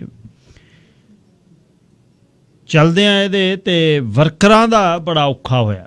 ਜਿੱਥੇ ਵਰਕਰਾਂ ਦਾ ਔਖਾ ਹੋਇਆ, ਜਿਹੜੇ ਵਰਕ ਪਰਮਿਟ ਵਾਲੇ ਕੇਸ ਨਹੀਂ ਪ੍ਰੋਸੈਸ ਹੋ ਰਹੇ, ਅਤੇ ਇਹ ਨਹੀਂ ਮੈਨੂੰ ਪਤਾ ਵੀ LMIA ਦਾ ਭਾਅ ਭੂ ਘਟਿਆ ਥੋੜ੍ਹਾ ਬਹੁਤਾ ਕਿ ਨਹੀਂ, ਭਾਅ ਭੰਤ ਕੀ ਚੱਲਦਾ LMIA ਦਾ ਬਾਹਰ। ਬੰਦੇ ਬਹੁਤ ਘੱਟ ਆਏ ਨੇ, ਸਪਲਾਈ ਅਤੇ ਡਿਮਾਂਡ ਦਾ ਜਿਹੜਾ ਰੌਲਾ ਹੈ, ਕੁਛ ਰੇਟ ਘਟਿਆ ਜਾਂ ਉਸ ਤਰ੍ਹਾਂ ਹੀ ਚੱਲਦਾ 25 30 40 ਸਿਰੇ ਲੱਗੀ ਪਈ ਆ ਕਹਾਣੀ। ਤੁਸੀਂ ਇਹ ਵੇਖ ਲਓ ਬਈ, ਇੰਨੇ ਪੈਸੇ ਦੇ ਕੇ 40,000 ਕੈਸ਼ ਜੇ 45,000 ਤੋਂ 60 70 ਚੈੱਕ ਦੇ ਬਰਾਬਰ ਆ, ਕਦ ਪੂਰਾ ਹੋਊਗਾ ਬੰਦਾ? ਤੇ ਕਿੰਨਾ ਚੰਗਾ ਹੋਵੇ ਜਿਹੜੇ ਵਰਕਰ ਨੇ ਤੁਹਾਡੇ ਲਈ ਕੰਮ ਕਰਨਾ। ਹਾਂ, ਵਰਕਰ ਵੀ ਜਿਹੜਾ ਸੱਚ 'ਤੇ ਖੜੇ, ਵੀ ਜੇ ਕੋਈ ਬਿਨਾਂ ਕੁਛ ਲਏ ਤੁਹਾਨੂੰ PR ਦਵਾਉਂਦਾ ਹੈ, ਮਦਦ ਕਰਦਾ, ਫਿਰ ਉੱਥੇ ਵਫਾ ਨਾਲ ਕੰਮ ਵੀ 5-7 ਸਾਲ ਲਾਵੇ। PR ਹੋਣ ਤੋਂ ਬਾਅਦ ਫਿਰ ਐ ਨਾ ਕਹੇ ਭੂਆ ਦਾ ਮੁੰਡਾ ਜਿਹੜਾ ਟੋਰਾਂਟੋ ਆ, ਉਹ ਕਹਿੰਦਾ ਉਰੇ ਆ ਜਾ ਕੰਮ ਸ਼ੁਰੂ ਕਰਦੇ ਹਾਂ, ਅਤੇ ਪਹਿਲਾਂ 3 ਸਾਲ ਭੂਆ ਦਾ ਮੁੰਡਾ ਨਹੀਂ ਰੜਕਦਾ। ਇਸ ਤਰ੍ਹਾਂ ਨਹੀਂ ਕਰਨਾ ਚਾਹੀਦਾ। ਦੋਨੇ ਪਾਸੇ ਨੇ। ਫਿਰ ਜਿਹੜੇ ਨਹੀਂ ਕੁਛ ਲੈਂਦੇ ਉਹਨਾਂ ਕੋਲ ਜਾਂ ਬੰਦੇ ਭੱਜਦੇ, ਉਹ ਕਹਿੰਦੇ ਦੇਖਿਆ 25 30 40 ਹਜ਼ਾਰ ਲਿਆ ਹੁੰਦਾ ਤਾਂ ਫਿਰ ਕੋਈ ਡਰ ਨਹੀਂ ਸੀ ਹੋਣਾ। ਇਹ ਨਹੀਂ ਕਿ ਇਹ ਜਸਟੀਫਿਕੇਸ਼ਨ ਨਹੀਂ ਹੈ ਕਿਸੇ ਚੀਜ਼ ਦੀ, ਇਹਨੂੰ ਜਸਟੀਫਾਈ ਨਹੀਂ ਆਪਾਂ ਕਰ ਸਕਦੇ ਕਿ ਗਲਤ ਕੰਮ ਕਰਨਾ। ਠੀਕ ਹੈ, ਕੋਈ ਭੱਜ ਵੀ ਗਿਆ, ਪਰ ਘੱਟੋ ਘੱਟ ਤੁਹਾਡੀ ਆਤਮਾ ਤਾਂ ਜਿਹੜੀ ਹੈ ਉਹ ਤਾਂ ਇਸ ਤਰ੍ਹਾਂ ਹੋਵੇ ਨਾ ਵੀ ਮੈਂ ਗਲਤ ਨਹੀਂ ਕੀਤਾ ਕੁਛ। ਇਹ ਵਰਕ ਪਰਮਿਟ ਵਾਲੇ ਦੁੱਖ ਜਿਹੜੇ ਨੇ ਨਾ, ਇਹ ਦੇਖੇ ਜੇ ਜਿਹਨੇ ਉਹਨੂੰ ਵੀ ਪਤਾ ਹੈ। ਮੈਂ ਤੁਹਾਨੂੰ ਵਰਕ ਪਰਮਿਟ ਦੀ ਦੱਸਦਾ, ਮਿਡਲ ਈਸਟ ਦੇ ਵਿੱਚ ਜਾਂ ਤੁਸੀਂ ਜਾਣਦੇ ਹੋ, ਉੱਥੇ 2-2 ਸਾਲ ਦਾ ਲੇਬਰ ਕਾਰਡ, ਉਹਨੂੰ ਪਤਾਖਾ ਕਹਿੰਦੇ ਨੇ, ਪਤਾਖਾ ਖ ਦੇ ਨਾਲ ਕਹਿੰਦੇ ਨੇ ਅਰਬੀ 'ਚ, ਅਤੇ ਉਹ 2-2 ਸਾਲ ਦਾ ਵੀਜ਼ਾ ਹੁੰਦਾ, ਅਤੇ ਉਹ ਬੰਦੇ ਦੇ ਸਿਰ 'ਤੇ ਤਲਵਾਰ ਇਹ ਰਹਿੰਦੀ ਹੈ ਬਈ ਕਿਵੇਂ ਹੋਊ, ਕਿਸ ਤਰ੍ਹਾਂ ਕਰਾਂਗੇ, ਕੱਲ੍ਹ ਨੂੰ ਜੇ ਨਾ ਗਾਹਾਂ ਵੀਜ਼ਾ ਦਿੱਤਾ ਕੀ ਕਰਾਂਗੇ। ਬਾਕੀ ਅਮਨ ਖਹਿਰਾ ਉਹਨਾਂ ਤੋਂ ਪੁੱਛਦੇ ਹਾਂ CWC ਤੋਂ, ਬਈ ਵਾਕਿਆ ਹੀ ਹੁਣ ਇਹ ਮੁਸ਼ਕਿਲ ਚੱਲ ਰਹੀ ਹੈ ਜਾਂ ਨਹੀਂ। ਅਮਨ ਖਹਿਰਾ ਜੀ, ਸਵਾਗਤ, ਸਤਿ ਸ਼੍ਰੀ ਅਕਾਲ। ਸਤਿ ਸ਼੍ਰੀ ਅਕਾਲ ਭਾਈ ਜੀ, ਔਰ ਤੁਹਾਡੇ ਸਾਰੇ ਲਿਸਨਰਸ ਨੂੰ ਮੇਰੇ ਵੱਲੋਂ ਪਿਆਰ ਭਰੀ ਸਤਿ ਸ਼੍ਰੀ ਅਕਾਲ, ਨਮਸਕਾਰ ਤੇ ਅਦਾਬ ਜੀ। ਅੱਛਾ ਜੀ, ਕੋਵਿਡ ਦੇ ਚੱਲਦਿਆਂ ਅੰਕੜੇ ਕੀ ਨੇ ਵਰਕ ਪਰਮਿਟ ਵਾਲੇ? ਕਿੰਨੇ ਕੁ ਬੰਦੇ ਆਏ ਨੇ ਜਾਂ ਨਹੀਂ ਆਏ ਇਸ ਸਮੇਂ 'ਚ, 1 ਸਾਲ 'ਚ? ਜੀ ਬਿਲਕੁਲ ਭਾਈ ਜੀ, ਕੋਵਿਡ ਦੇ ਚੱਲਦੇ ਜਿਹੜੀ ਵਰਕ ਪਰਮਿਟ ਹੋਲਡਰਸ ਨੇ ਉਹਨਾਂ ਵਿੱਚ ਰਿਡਕਸ਼ਨ ਸਿਗਨੀਫਿਕੈਂਟਲੀ ਹੋਈ ਹੈ। ਆਮ ਤੌਰ ਤੇ ਜਿਹੜੇ ਸਾਲ ਦੇ ਵਿੱਚ ਜਿਹੜੇ ਵਰਕ ਪਰਮਿਟ ਹੋਲਡਰ ਸੀ, ਤਕਰੀਬਨ ਜਿਹੜਾ ਉਹਦਾ ਅੰਕੜਾ ਸੀ 4 ਲੱਖ ਦੇ ਕਰੀਬ ਪਹੁੰਚ ਗਿਆ ਸੀ ਸਾਲ 2018-2019 ਦੇ। ਬਟ ਇਸ ਸਾਲ ਦੇ ਜਿਹੜੇ ਆંકੜੇ ਨੇ ਉਹ ਹਲੇ ਸਰਕਾਰ ਨੇ ਪਬਲਿਸ਼ ਨਹੀਂ ਕੀਤੇ, ਬਟ ਸਿਗਨੀਫਿਕੈਂਟ ਡ੍ਰੌਪ ਹੈਗਾ ਜਿਹੜੇ ਵਰਕ ਪਰਮਿਟ ਹੋਲਡਰਸ ਨੇ ਕੈਨੇਡਾ ਦੇ ਵਿੱਚ ਆ ਰਹੇ ਨੇ। ਉਹਦਾ ਸਿੰਪਲ ਕਾਰਨ ਹੈ ਵੀ ਜਿਹੜੇ ਕਈ ਕੰਟਰੀਜ਼ ਦੇ ਵਿੱਚ ਟਰੈਵਲ ਬੈਨ ਲੱਗਿਆ, ਖਾਸ ਕਰਕੇ ਉਹਨਾਂ ਕੰਟਰੀਜ਼ ਦੇ ਵਿੱਚ ਜਿੱਥੋਂ ਮੇਜਰ ਸੋਰਸ ਕੰਟਰੀ ਸੀ, ਜਿਵੇਂ ਕਿ ਹਿੰਦੁਸਤਾਨ ਹੈ, ਉਹ ਇੱਕ ਮੇਜਰ ਸੋਰਸ ਕੰਟਰੀ ਸੀ ਜਿੱਥੋਂ ਕਾਫੀ ਜਿਹੜੇ ਕਾਮੇ ਸੀਗੇ ਕੈਨੇਡਾ ਦੇ ਵਿੱਚ ਟਰੈਵਲ ਕਰਦੇ ਸੀ ਟੈਂਪਰੇਰੀ ਤੌਰ ਤੇ। ਸੋ ਉਸ ਕਾਰਨ ਕਰਕੇ ਜਿਹੜੀ ਨੰਬਰ ਹੈ ਉਹ ਸਿਗਨੀਫਿਕੈਂਟਲੀ ਡ੍ਰੌਪ ਕੀਤਾ। ਇਸ ਦੀ ਜਿਹੜੀ ਮੁਸ਼ਕਿਲ ਹੈ ਇਹ ਵੀ ਜਿਵੇਂ ਆਉਣ ਵਾਲੇ ਸਮੇਂ ਦੇ ਵਿੱਚ ਹੋਰ ਜਿਹੜੀ ਹੈ ਸੀਰੀਅਸ ਹੋਣ ਲੱਗੀ ਹੈ। But at the same time ਅੱਜ ਦੀ ਡੇਟ ਦੇ ਵਿੱਚ ਵੀ ਜਿਹੜੇ ਕਿਉਂਕਿ ਬਿਜ਼ਨਸਿਸ ਖੁੱਲ ਰਹੇ ਨੇ, ਸਰਕਾਰ ਜਿਹੜਾ ਹੈਗਾ ਜਿਹੜੀਆਂ ਰਿਸਟ੍ਰਿਕਸ਼ਨਸ ਇਹਨਾਂ ਨੂੰ ਰਿਲੈਕਸ ਕਰ ਰਹੀ ਹੈ। ਸੋ ਡੇ ਬਾਏ ਡੇ ਜਿਹੜੀ ਰੀਓਪਨਿੰਗ ਹੋ ਰਹੀ ਹੈ ਬਿਜ਼ਨਸਿਸ ਦੀ, ਉਹਦੇ ਵਿੱਚ ਬਹੁਤ ਤਕਲੀਫ ਆ ਰਹੀ ਹੈ, ਖਾਸ ਕਰਕੇ ਜਿਹੜੇ ਫਾਸਟ ਫੂਡ ਰੈਸਟੋਰੈਂਟਸ ਨੇ, ਖਾਸ ਕਰਕੇ ਜਿਹੜੀ ਕੰਸਟਰਕਸ਼ਨ ਇੰਡਸਟਰੀ ਹੈ, ਫਾਰਮ ਇੰਡਸਟਰੀ ਹੈ, ਉਹਨਾਂ ਨੂੰ ਮੇਜਰ ਜਿਹੜੀ ਉਹਨਾਂ ਦੀ ਹਿਊਮਨ ਰਿਸੋਰਸ ਹੈ ਉਹ ਸਿਰਫ ਐਂਡ ਸਿਰਫ ਟੈਂਪਰੇਰੀ ਫੋਰਨ ਵਰਕਰ ਪ੍ਰੋਗਰਾਮ ਤੇ ਟਿਕੀ ਹੁੰਦੀ ਹੈ। ਬਿਕੋਜ਼ ਲੋਕਲ ਜਿਹੜੇ ਕੈਨੇਡੀਅਨਸ ਨੇ ਉਹ ਇਹ ਕੰਮ ਕਰਨੇ ਪਸੰਦ ਨਹੀਂ ਕਰਦੇ, ਕਿਉਂਕਿ ਇੱਕ ਤਾਂ ਬੇਸਿਕ ਸੈਲਰੀਜ਼ ਨੇ, ਔਰ ਇਸ ਤੋਂ ਇਲਾਵਾ ਜਿਹੜੇ ਕੰਮ ਜਿਹੜਾ ਹੈਗਾ ਉਹ ਬਿਲਕੁਲ ਜਿਹੜਾ ਫਾਰਮ ਦਾ ਕੰਮ ਹੈ ਉਹ ਕਰਨਾ ਉਹ ਪਸੰਦ ਨਹੀਂ ਕਰਦੇ। ਜ਼ਿਆਦਾ ਜਿਹੜਾ ਪਸੰਦ ਕਰਦੇ ਨੇ ਇੰਡੋਰ ਦਾ ਕੋਈ ਕੰਮ ਕਰਨਾ ਜਾਂ ਆਫਿਸ ਦੀ ਕੋਈ ਜੋਬ ਕਰਨਾ। ਸੋ ਇਸ ਕਰਕੇ ਜਿਹੜੇ ਟੈਂਪਰੇਰੀ ਫੋਰਨ ਵਰਕਰ ਪ੍ਰੋਗਰਾਮ ਹੈ ਉਹ ਤੇ ਜਿਹੜੀ ਰਿਲਾਈ ਕਰਦੇ ਨੇ ਜਿਹੜੇ ਇੰਪਲੋਇਰਸ ਨੇ ਕੈਨੇਡਾ ਦੇ, ਜਿਨ੍ਹਾਂ ਨੂੰ ਇਹ ਤਕਲੀਫ ਆ ਰਹੀ ਹੈ, ਔਰ ਆਉਣ ਵਾਲੇ ਸਮੇਂ ਦੇ ਵਿੱਚ ਹੋਰ ਵੀ ਵਧੇਗੀ। ਅੱਛਾ ਜੀ, ਹੁਣ ਜਿਨ੍ਹਾਂ ਜਿਹੜੇ ਵਿੱਚ ਵਿਚਾਲੇ ਫਸ ਗਏ, ਵੀਜ਼ੇ ਉਹਨਾਂ ਦੇ ਅਪਰੂਵ ਨਹੀਂ ਹੋਏ ਅਤੇ ਉੱਥੇ ਬੈਠੇ ਹੈ ਤੇ ਇੱਥੇ EMPLOYER ਨੇ ਜਾਂ ਕਿਸੇ ਕੰਸਲਟੈਂਟ ਨੇ ਉਹਦਾ ਕੰਮ ਕਰਾਉਣਾ ਹੈ ਤੇ ਉਹਦੀ ਫੀਸ ਵੀ ਉਹਨੇ ਦੇ ਦਿੱਤੀ, ਉਹਨਾਂ ਕੋਲ ਕੀ ਹੈ ਜੀ? ਜੇ ਉਹਨਾਂ ਦਾ ਵੀਜ਼ਾ ਜਿਹੜਾ ਹੈ ਵਰਕ ਪਰਮਿਟ ਕੋਈ ਰਿਫਿਊਜ਼ ਹੋ ਗਿਆ ਜਾਂ ਕੋਈ ਕਾਰਨ ਹੈ, ਉਹ ਕਿਵੇਂ ਪਹੁੰਚ ਸਕਦੇ ਆ ਇੱਥੇ? ਜੀ ਬਿਲਕੁਲ ਬਈ, ਜਿਹੜੇ ਤਾਂ ਕੇਸਿਸ ਆਲਰੇਡੀ ਪ੍ਰੋਸੈਸ ਦੇ ਵਿੱਚ ਨੇ, ਪਾਈਪਲਾਈਨ ਦੇ ਵਿੱਚ ਨੇ, ਹਾਲੇ ਡਿਸੀਜਨ ਨਹੀਂ ਹੋਏ, ਉਹਨਾਂ ਨੂੰ ਤਾਂ ਜਿਹੜਾ ਵੇਟ ਕਰਨਾ ਪਏਗਾ। ਸਰਕਾਰ ਨੇ ਕਿਉਂਕਿ ਆਪਣੀ ਪ੍ਰੋਸੈਸਿੰਗ ਦੇ ਵਿੱਚ ਪਾਲਿਸੀ ਚੇਂਜ ਕੀਤੀ ਸੀ। ਪਹਿਲਾਂ ਸਰਕਾਰ ਪਬਲਿਸ਼ ਕਰਦੀ ਸੀ ਆਨਲਾਈਨ ਪ੍ਰੋਸੈਸਿੰਗ ਟਾਈਮਸ, ਸੋ ਉਹਦੇ ਵਿੱਚ ਕਿਉਂਕਿ ਇੱਕ ਬਹੁਤ ਬੜਾ ਇਸ਼ੂ ਰਿਹਾ ਵੀ ਕਈ ਵੀਜ਼ਾ ਪੋਸਟ ਜਿਹੜਾ ਪ੍ਰੋਸੈਸਿੰਗ ਟਾਈਮ ਹੈ ਬਹੁਤ ਘੱਟ ਸੀ, ਕਈ ਵੀਜ਼ਾ ਪੋਸਟ ਜਿਹੜਾ ਪ੍ਰੋਸੈਸਿੰਗ ਟਾਈਮ ਹੈ ਉਹ ਬਹੁਤ ਫਾਸਟ ਹੁੰਦਾ ਸੀ। ਸੋ ਜਿਹਦੇ ਕਰਕੇ ਸਰਕਾਰ ਨੇ 2015 ਦਸੰਬਰ ਦੇ ਵਿੱਚ ਇੱਕ ਪਾਲਿਸੀ ਲੈ ਕੇ ਆਉਂਦੀ, ਜਿਹਦੇ ਵਿੱਚ ਉਹਨਾਂ ਨੇ ਕਿਹਾ ਵੀ ਜਿਹੜੀ ਵੀਜ਼ਾ ਪੋਸਟ ਤੇ ਪ੍ਰੋਸੈਸਿੰਗ ਫਾਸਟਰ ਹੈ ਜਾਂ ਜਿਹੜੀ ਵੀਜ਼ਾ ਪੋਸਟ ਤੇ ਰਸ਼ ਘੱਟ ਹੈ, ਅਸੀਂ ਜਿਹੜੀਆਂ ਵਰਲਡ ਵਾਈਡ ਐਪਲੀਕੇਸ਼ਨਸ ਨੇ ਉਹ ਟ੍ਰਾਂਸਫਰ ਕਰਾਂਗੇ। ਸੋ ਹੋ ਸਕਦਾ ਸੀ ਵੀ ਜੇ ਕੋਈ ਐਪਲੀਕੇਸ਼ਨ ਹਿੰਦੁਸਤਾਨ ਦੇ ਵਿੱਚ ਸਬਮਿਟ ਕਰੇ, ਉਹਦੀ ਐਪਲੀਕੇਸ਼ਨ ਆਸਟ੍ਰੇਲੀਆ ਦੇ ਵਿੱਚ ਪ੍ਰੋਸੈਸ ਹੋ ਰਹੀ ਹੋਵੇ। ਨਾ ਇਹਦੇ ਵਿੱਚ ਇਹ ਜਿਹੜਾ ਪ੍ਰੋਸੈਸ ਹੈ, ਜਦੋਂ ਇਹ ਸਰਕਾਰ ਨੇ ਸ਼ੁਰੂ ਕੀਤਾ ਤਾਂ ਉਹ ਤੋਂ ਬਾਅਦ ਜਿਹੜੀ ਪ੍ਰੋਸੈਸਿੰਗ ਟਾਈਮਸ ਨੇ ਉਹ ਸਰਕਾਰ ਨੇ ਪਬਲਿਸ਼ ਕਰਨੇ ਬੰਦ ਕਰਤੇ। ਬਟ ਪ੍ਰੋਸੈਸਿੰਗ ਟਾਈਮਸ ਜਿਹੜੇ ਨੇ, ਐਗਜ਼ੈਕਟ ਪ੍ਰੋਸੈਸਿੰਗ ਟਾਈਮਸ ਤੁਸੀਂ ਐਕਸੈਸ ਟੂ ਇਨਫੋਰਮੇਸ਼ਨ ਦੇ ਰਾਹੀਂ ਕਢਾ ਸਕਦੇ ਹੋ, ਔਰ ਉਹਦੇ ਜਿਹੜੇ ਨਤੀਜੇ ਨੇ ਬੜੇ ਹੈਰਾਨੀਜਨਕ ਆਏ। ਕਾਫੀ ਕੰਟਰੀਜ਼ ਨੇ ਜਿਹੜੀਆਂ ਮੇਜਰ ਸੋਰਸ ਕੰਟਰੀਜ਼ ਨੇ, ਜਿੱਥੋਂ ਕੈਨੇਡਾ ਦੇ ਵਿੱਚ ਵਿਅਕਤੀ ਆਉਂਦੇ ਨੇ, ਜਿਹਦੇ ਵਿੱਚ ਫਿਲੀਪੀਨਸ ਹੋ ਗਿਆ, ਹਿੰਦੁਸਤਾਨ ਨੰਬਰ 1 ਤੇ ਹੈ, ਫਿਰ ਚਾਈਨਾ ਹੋ ਗਿਆ ਨੰਬਰ 2 ਤੇ, ਉਸ ਤੋਂ ਇਲਾਵਾ ਵੀਅਤਨਾਮ ਹੋ ਗਿਆ। ਸੋ ਇਹ ਜਿਹੜੀਆਂ ਬ੍ਰਾਜ਼ੀਲ ਹੋ ਗਿਆ, ਸੋ ਇਹ ਜਿਹੜੀਆਂ ਕੰਟਰੀਜ਼ ਨੇ ਜੇ ਸੀਰੀਜ਼ ਦੇ ਤੌਰ ਤੇ ਲਿਸਟ ਵਾਈਜ਼ ਸਰਕਾਰ ਨੇ ਰਿਲੀਜ਼ ਕੀਤੇ ਵੀ ਕਿੱਥੋਂ ਸਭ ਤੋਂ ਵੱਧ ਜਿਹੜੇ ਵਿਅਕਤੀ ਨੇ ਕੈਨੇਡਾ ਦੇ ਵਿੱਚ ਦਾਖਲ ਹੋ ਰਹੇ ਨੇ, ਤਾਂ ਉਹਨਾਂ ਜਿਹੜੀਆਂ ਕੰਟਰੀਜ਼ ਨੇ ਉਹਨਾਂ ਚੋਂ ਬਹੁਤ ਸਿਲੈਕਟਿਵ ਕੰਟਰੀਜ਼ ਨੂੰ ਟਾਰਗੇਟ ਕੀਤਾ ਗਿਆ ਜਿੱਥੋਂ ਪ੍ਰੋਸੈਸਿੰਗ ਟਾਈਮ ਦੇ ਵਿੱਚ ਵੇਟ ਜਿਹੜਾ ਬਹੁਤ ਵਧਿਆ। ਜਿਵੇਂ ਫੋਰ ਐਗਜ਼ਾਮਪਲ ਕਿਸੇ ਵਿਅਕਤੀ ਨੇ ਫਿਲੀਪੀਨਸ ਤੋਂ ਆਉਣਾ ਵਰਕ ਪਰਮਿਟ ਹਾਸਲ ਕਰਕੇ, ਉਹਨਾਂ ਦਾ ਜਿਹੜਾ ਵੇਟਿੰਗ ਟਾਈਮ ਉਹ ਸਰਕਾਰ ਜਿਵੇਂ 28 ਦਿਨ ਜਾਂ 30 ਦਿਨ ਦੇ ਵਿੱਚ ਪ੍ਰੋਸੈਸ ਕਰਦੀ ਹੈ। ਇਹੀ ਜਿਹੜੀ ਐਪਲੀਕੇਸ਼ਨ ਹੈ ਹਿੰਦੁਸਤਾਨ ਦੇ ਵਿੱਚ, ਉਹਦਾ ਜਿਹੜਾ ਵੇਟਿੰਗ ਟਾਈਮ ਹੈ ਉਹ ਤਕਰੀਬਨ 7 ਤੋਂ 8 ਮਹੀਨੇ ਹੋ ਜਾਂਦਾ ਹੈ। ਇਸੇ ਤਰ੍ਹਾਂ ਜਿਹੜਾ UAE ਹੈ ਜਾਂ ਦੁਬਈ ਤੋਂ ਕਿਸੇ ਐਪਲੀਕੈਂਟ ਨੇ ਆਉਣਾ, ਉਹਨਾਂ ਦਾ ਵੇਟਿੰਗ ਟਾਈਮ ਵੀ ਸਰਕਾਰ ਜਿਹੜਾ ਹੈਗਾ 7 ਤੋਂ 8 ਮਹੀਨੇ, ਔਰ ਕਈ ਦਫਾ ਤਾਂ 1 ਸਾਲ ਤੋਂ ਵੱਧ ਦਾ ਸਮਾਂ ਜਿਹੜਾ ਸਰਕਾਰ ਲੈ ਲੈਂਦੀ ਸੀ ਕਿਸੇ ਟਰੱਕ ਡਰਾਈਵਰ ਜਾਂ ਕਿਸੇ ਵੀ ਐਪਲੀਕੇਸ਼ਨ ਨੂੰ ਪ੍ਰੋਸੈਸ ਕਰਨ ਦਾ, ਜਦੋਂ ਕੋਈ ਐਪਲੀਕੈਂਟ ਦੁਬਈ ਤੋਂ ਫਾਈਲ ਕਰਦਾ ਸੀ। ਇਹੀ ਜੇ ਐਪਲੀਕੈਂਟ ਵੀਅਤਨਾਮ ਤੋਂ ਫਾਈਲ ਕਰਦਾ ਸੀ ਤਾਂ ਉਹਦਾ ਡਿਸੀਜਨ ਸਰਕਾਰ 14 ਜਾਂ 16 ਦਿਨਾਂ 'ਚ ਦਿੰਦੀ ਸੀ। ਸੋ ਇਹ ਡਿਸਪੈਰਿਟੀ ਇੱਕ ਮੇਜਰ ਕੰਸਰਨ ਰਿਹਾ ਤੇ ਅੱਜ ਵੀ ਹੈ, ਉਹ ਡਿਸਪੈਰਿਟੀ ਅੱਜ ਵੀ ਐਗਜ਼ਿਸਟ ਕਰਦੀ ਹੈ। ਸੋ ਇਨਡਾਇਰੈਕਟਲੀ ਜਿਹੜੇ ਇੰਡੀਵਿਜੂਅਲਸ ਜੋ ਡਿਸਕਰੇਜ ਹੁੰਦੇ ਨੇ ਉਹਨਾਂ ਵੀਜ਼ਾ ਪੋਸਟ ਤੋਂ ਐਪਲੀਕੇਸ਼ਨ ਕਰਨ ਲਈ, ਜਾਂ ਉਹਨਾਂ ਵੀਜ਼ਾ ਪੋਸਟ ਤੋਂ ਜਿਹੜੀ ਤਾਦਾਦ ਹੈ ਉਹ ਘਟੇਗੀ ਐਪਲੀਕੈਂਟਸ ਦੀ, ਕਿਉਂਕਿ ਵੇਟਿੰਗ ਟਾਈਮ ਬਹੁਤ ਲੰਬੇ ਨੇ। ਨਾ ਜਿਹੜੇ ਇੰਡੀਵਿਜੂਅਲ ਦਾ ਕੇਸ ਰਿਫਿਊਜ਼ ਹੋ ਚੁੱਕਿਆ, ਉਹ ਬਿਲਕੁਲ ਭਾਈ ਉਹ ਚੁੱਪ ਕਰਕੇ ਨਾ ਬੈਠਣ, ਪਹਿਲਾਂ ਤਾਂ ਉਹ ਜਾਣਨ ਦੀ ਕੋਸ਼ਿਸ਼ ਕਰਨ ਵੀ ਜਿਹੜਾ ਰਿਫਿਊਜ਼ਲ ਹੈ ਹੋਇਆ ਕਿਉਂ ਹੈ। ਨਾ ਕੋਰਟ ਦੇ ਵਿੱਚ ਇਹ ਕੇਸ ਅਕਸਰ ਜਦੋਂ ਤੁਸੀਂ ਅਪੀਲ ਫਾਈਲ ਕਰਦੇ ਹੋ ਤਾਂ ਇਹਦੇ ਵਿੱਚ ਬਹੁਤ ਇਹੋ ਜਿਹੇ ਕੇਸਿਸ ਨੇ ਜਿੱਥੇ ਵੀਜ਼ਾ ਆਫਿਸਰ ਜਿਹੜੇ ਕੇਸਿਸ ਨੇ ਤੁਹਾਡੇ ਸੈਟਲ ਕਰਦੇ ਨੇ। ਕੋਰਟ ਦੇ ਵਿੱਚ ਜਿਹੜੇ ਇਹ ਕੇਸਿਸ ਨੇ ਹੀਅਰਿੰਗ ਤੱਕ ਨਹੀਂ ਪਹੁੰਚਦੇ ਤੋਂ ਪਹਿਲਾਂ ਹੀ ਸੈਟਲ ਹੋ ਜਾਂਦੇ ਨੇ। ਰੀਜ਼ਨ ਬੀਇੰਗ ਵੀਜ਼ਾ ਆਫਿਸਰ ਕੋਲ ਕੋਈ ਕੰਕਰੀਟ ਰੀਜ਼ਨ ਨਹੀਂ ਹੁੰਦਾ ਵੀ ਤੁਹਾਨੂੰ ਕਿਉਂ ਰਿਫਿਊਜ਼ ਕੀਤਾ ਗਿਆ।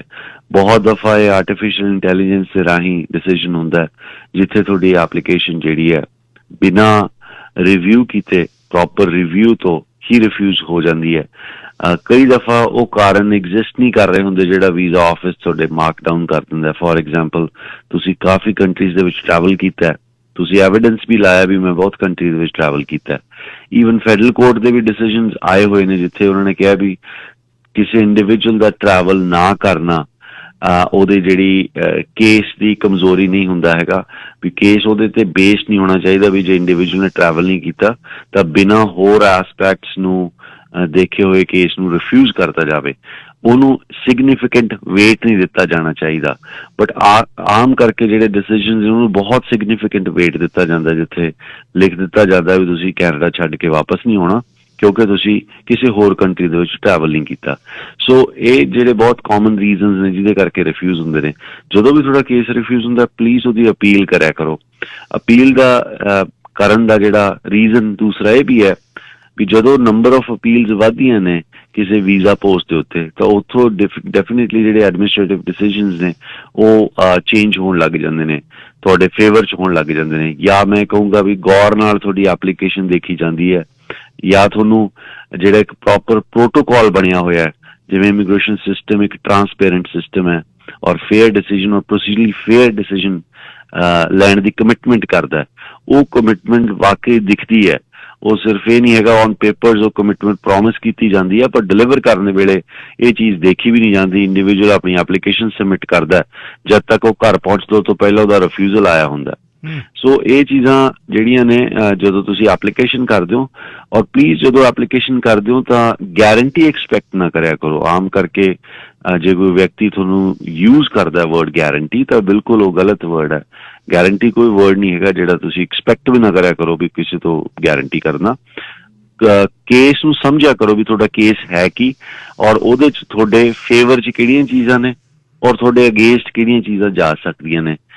ਸੋ ਇਹ ਜਿਹੜੀ ਅਸੈਸਮੈਂਟ ਹੈ, ਇਹ ਜਿਹੜੀ ਕੋਈ ਵੀ ਕੰਪੀਟੈਂਟ ਜਾਂ ਕੁਆਲੀਫਾਈਡ ਇੰਡੀਵਿਜੂਅਲ ਤੁਹਾਡੀ ਕਰ ਸਕਦਾ। ਪਲੀਜ਼ ਉਹ ਚੀਜ਼ ਤੋਂ ਬਚਿਆ ਕਰੋ ਜੇ ਤੁਹਾਨੂੰ ਕੋਈ ਵਰਡ ਯੂਜ਼ ਕਰਦਾ ਵੀ ਆਹ ਜਿਹੜੀ ਕੰਮ ਹੈਗਾ ਤੁਹਾਡਾ ਗਾਰੰਟੀ ਨਾਲ ਮੈਂ ਕਰ ਦੂੰਗਾ। ਸਕਸੈਸਫੁਲ ਹੋਣ ਦਾ ਜਿਹੜਾ ਚਾਂਸ ਹੈ ਬਹੁਤ ਸਿਗਨੀਫਿਕੈਂਟ ਹੋ ਸਕਦਾ, ਬਟ ਗਾਰੰਟੀ ਵਰਡ ਅਸੀਂ ਸਟਿਲ ਵੀ ਯੂਜ਼ ਕੋਈ ਨਹੀਂ ਇੰਡੀਵਿਜੂਅਲ ਕਰ ਸਕਦਾ, ਬਿਕੋਜ਼ ਉਹਦੇ 'ਚ ਕਈ ਹੋਰ ਫੈਕਟਰਸ ਇਨਵੋਲਵ ਹੁੰਦੇ ਨੇ। ਇੱਕ ਡਿਸੀਜਨ ਮੇਕਰ ਹੈ ਜਿਹਨੇ ਡਿਸੀਜਨ ਲੈਣਾ, ਹੋ ਸਕਦਾ ਜਿਹੜਾ ਡਿਸੀਜਨ ਹੈ ਈਵਨ ਤੋਂ ਤੁਹਾਡਾ ਕੇਸ ਸਟਰੋਂਗ ਹੈ ਫਿਰ ਵੀ ਉਹ ਤੁਹਾਡੇ ਖਿਲਾਫ ਜਿਹੜਾ ਡਿਸੀਜਨ ਹੋ ਜੇ, ਜਿਹੜਾ ਕਿ ਕੋਰਟ ਦੇ ਵਿੱਚ ਤੁਸੀਂ ਸਾਬਤ ਕਰਕੇ ਆਪਣਾ ਜਿਹੜਾ ਹੈਗਾ ਜਿਵੇਂ ਫੇਅਰ ਜਿਹੜਾ ਡਿਸੀਜਨ ਉਹ ਲੈ ਸਕੋ। ਸੋ ਇਹ ਚੀਜ਼ ਦਾ ਜਿਵੇਂ ਖਾਸ ਖਿਆਲ ਰੱਖਿਆ ਕਰੋ ਵੀ ਜਦੋਂ ਵੀ ਤੁਸੀਂ ਐਪਲੀਕੇਸ਼ਨ ਕਰਦੇ ਹੋ ਇਹ ਸਮਝਿਆ ਕਰੋ ਵੀ ਕੇਸ ਦਾ ਹੈ ਕੀ, ਔਰ ਵੀਜ਼ਾ ਆਫਿਸਰ ਦੇ ਹੱਥ ਦੇ ਵਿੱਚ ਕਿਹੜੇ ਟੂਲ ਨੇ ਜਿਹਦੇ ਕਰਕੇ ਤੁਹਾਨੂੰ ਕੈਨੇਡਾ ਤੋਂ ਰੋਕਿਆ ਜਾ ਸਕਦਾ। ਨਾ ਜੇ ਤੁਹਾਨੂੰ ਰੋਕ ਲਿਆ ਜਾਵੇ ਤਾਂ ਤੁਹਾਡੇ ਕੋਲ ਕਿਹੜੀ ਪ੍ਰੋਵੀਜ਼ਨਸ ਨੇ ਜਾਂ ਕਿਹੜੀ ਲੀਗਲ ਆਪਸ਼ਨਸ ਨੇ ਜਿਹਦੇ ਕਰਕੇ ਤੁਸੀਂ ਉਹਨੂੰ ਚੈਲੰਜ ਕਰ ਸਕੋ। ਸੋ ਇਹ ਸਿਮਿਲਰ ਕੇਸ ਹੀ ਹੈ ਜਿਵੇਂ ਤੁਸੀਂ ਕਿਸੇ ਨੂੰ ਸੂ ਕਰਦੇ ਹੋ ਜਾਂ ਤੁਹਾਨੂੰ ਕੋਈ ਸੂ ਕਰ ਦਿੰਦਾ ਤਾਂ ਕੋਰਟ ਦੇ ਵਿੱਚ ਜਾ ਕੇ ਖੜੇ ਹੁੰਦੇ ਹੋ ਤਾਂ ਤੁਹਾਡਾ ਵਕੀਲ ਤੁਹਾਨੂੰ ਕੋਈ ਗਾਰੰਟੀ ਵਰਡ ਨਹੀਂ ਯੂਜ਼ ਕਰਦਾ। ਇੱਕ ਪ੍ਰੋਸੈਸ ਹੈ ਜਿਹਦੇ ਰਾਹੀਂ ਤੁਸੀਂ ਆਪਣੀ ਗਵਾਹੀ ਦੇਣੀ ਹੈ, ਟੈਸਟਮਨੀ ਦੇਣੀ ਹੈ। ਦੇਰ ਆਰ ਸੋ ਮੈਨੀ ਫੈਕਟਰਸ ਜਿਹੜੇ ਕੇਸ ਦੇ ਵਿੱਚ ਆਉਂਦੇ ਨੇ, ਫਿਰ ਤੁਹਾਡੇ ਜਿਹੜਾ ਡਿਸੀਜਨ ਹੁੰਦਾ। ਧੰਨਵਾਦ ਜੀ, ਬਹੁਤ ਬਹੁਤ। ਅਗਲੀ ਵਾਰ ਫਿਰ ਗੱਲਬਾਤ ਹੋਏਗੀ। ਥੈਂਕ ਯੂ ਬਾਈ, ਥੈਂਕ ਯੂ। ਅਮਨ ਖਹਿਰਾ ਜੀ ਗੱਲਬਾਤ ਕਰ ਰਹੇ ਸੀ CWC ਤੋਂ। ਵਰਕ ਪਰਮਿਟ ਵਾਲਿਆਂ ਦਾ ਖਾਸੇ ਰੇਟ ਕੇ ਪਏ ਆ 1 ਸਾਲ ਦੇ ਵਿੱਚ। ਪਰ ਮੈਂ ਬੇਨਤੀ ਕਰਾਂ ਕਿ ਠੀਕ ਹੈ ਤੁਸੀਂ ਚਾਹੁੰਦੇ ਹੋ ਵਿਜ਼ਿਟ 'ਤੇ ਆਏ ਹੋਏ ਮੁੜਨੇ ਨਹੀਂ ਚਾਹੁੰਦੇ, ਪਰ ਜਿਹੜੀ ਇੱਕ ਵੱਡਾ ਇਸ਼ੂ ਚੱਲਿਆ ਹੋਇਆ ਨਾ ਵੀ ਖਰਚੇ ਬਹੁਤ 50-50 40-40 ਹਜ਼ਾਰ, ਇਹਨੂੰ ਜੇ ਤੁਸੀਂ ਠੱਲ ਸਕੋ, ਠੱਲਿਆ ਜਾ ਨਹੀਂ ਰਿਹਾ। ਇੱਕ ਹੜਦਾ ਦੂਜਾ ਤਿਆਰ ਹੈ, ਪਰ ਫਿਰ ਵੀ ਬਹੁਤ ਚੰਗੇ ਇਸ ਦੇਸ਼ ਦੇ ਕਾਨੂੰਨ ਨੇ ਜਿਹਦੇ ਤਹਿਤ ਤੁਸੀਂ ਇੱਥੇ ਦੀਆਂ ਇਮੀਗ੍ਰੇਸ਼ਨਾਂ ਲਈਆਂ ਨੇ। ਇਹ ਤੁਹਾਡਾ ਵੀ ਹੋ ਸਕਦਾ ਹੈ, ਕਰ ਸਕਦੇ ਹੋ ਤੁਸੀਂ, ਬੰਦਾ ਕੋਈ ਚੰਗਾ ਲੱਭ ਸਕਦਾ ਹੈ।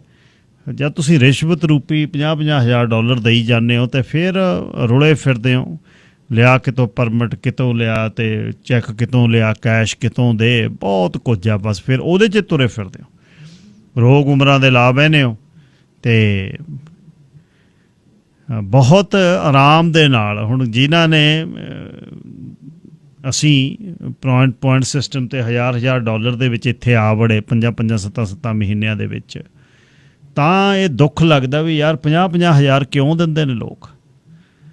ਅਤੇ ਇਹੋ ਜਿਹਾ ਕੁਛ ਨਹੀਂ ਹੁੰਦਾ। ਜੇ ਕਈ ਵਾਰ ਆਪਾਂ ਕਹੀਏ ਨਾ ਬਈ ਸਮਝੌਤੇ ਕਰਕੇ ਜਾਂ ਕਰਜ਼ਈ ਹੋ ਕੇ ਗੂਠਾ ਲਾ ਕੇ, ਫਿਰ ਕੀ ਹੋ ਜਾਣਾ, ਫਿਰ ਇੰਨਾ ਛੇਤੀ ਕੀ ਹੋ ਜਾਣਾ।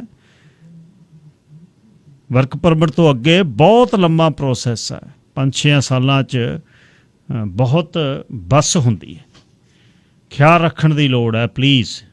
ਟਰੂਡੋ ਦਾ ਸੁੱਖਾ ਜਦ ਲੀਗਲ, ਪੰਜਾਬੀਆਂ ਦਾ ਤਾਂ ਲੀਗਲ ਤੇ ਅਨਲੀਗਲ ਹੋਣ ਲੱਗਿਆ ਨਾ, ਸਰੀ 'ਚ ਦਫ਼ਤਰ ਖੋਲ੍ਹ ਲਏ ਕਈਆਂ ਨੇ। ਸਵੇਰੇ ਨਿੰਬੂ ਪਾਣੀ ਦੇ ਜੱਗ ਭਰ ਕੇ ਰੱਖ ਲਿਆ ਕਰਨ, ਬੀਅਰ ਵਾਲੇ ਹੱਥ ਨੇ ਜਾ ਵੜਿਆ ਕਰਨ, ਆ ਜਾਓ ਹੁਣ ਬਸ ਇਨਵੈਸਟ ਕਰ ਲਓ, ਇੱਥੇ ਲਾ ਦਿਆਂਗੇ ਪਲਾਂਟ, ਇੱਕ ਇੱਥੇ ਫੈਕਟਰੀ ਲਾ ਦਿਆਂਗੇ, ਪੋਰਟਲੈਂਡ ਲਾ ਦਿਆਂਗੇ ਅਤੇ 10,000 ਕਿੱਲੇ ਦੇ ਵਿੱਚ ਸੁੱਖਾ ਹੀ ਬੀਜ ਲਿਆਂਗੇ ਅਤੇ ਅੱਜ $1.5 ਦਾ ਸ਼ੇਅਰ ਹੈ। ਅਤੇ ਇਹ ਤਾਂ ਮਤਲਬ ਲੱਭਣਾ ਨਹੀਂ ਹੈ। ਜਦ ਮੁੱਕ ਗਏ ਘੜੇ 'ਚੋਂ ਦਾਣੇ, ਬਣ ਗਏ ਸਿੰਘ ਸਵੀਏ। ਨਾ ਬੰਦੇ ਲੱਭਦੇ ਨਾ ਪਾਣੀ ਤੇ ਬੀਅਰ ਤਾਂ ਕਿੱਥੇ, ਕਿਹੜੇ ਕੰਮਾਂ ਨੂੰ ਪਏ।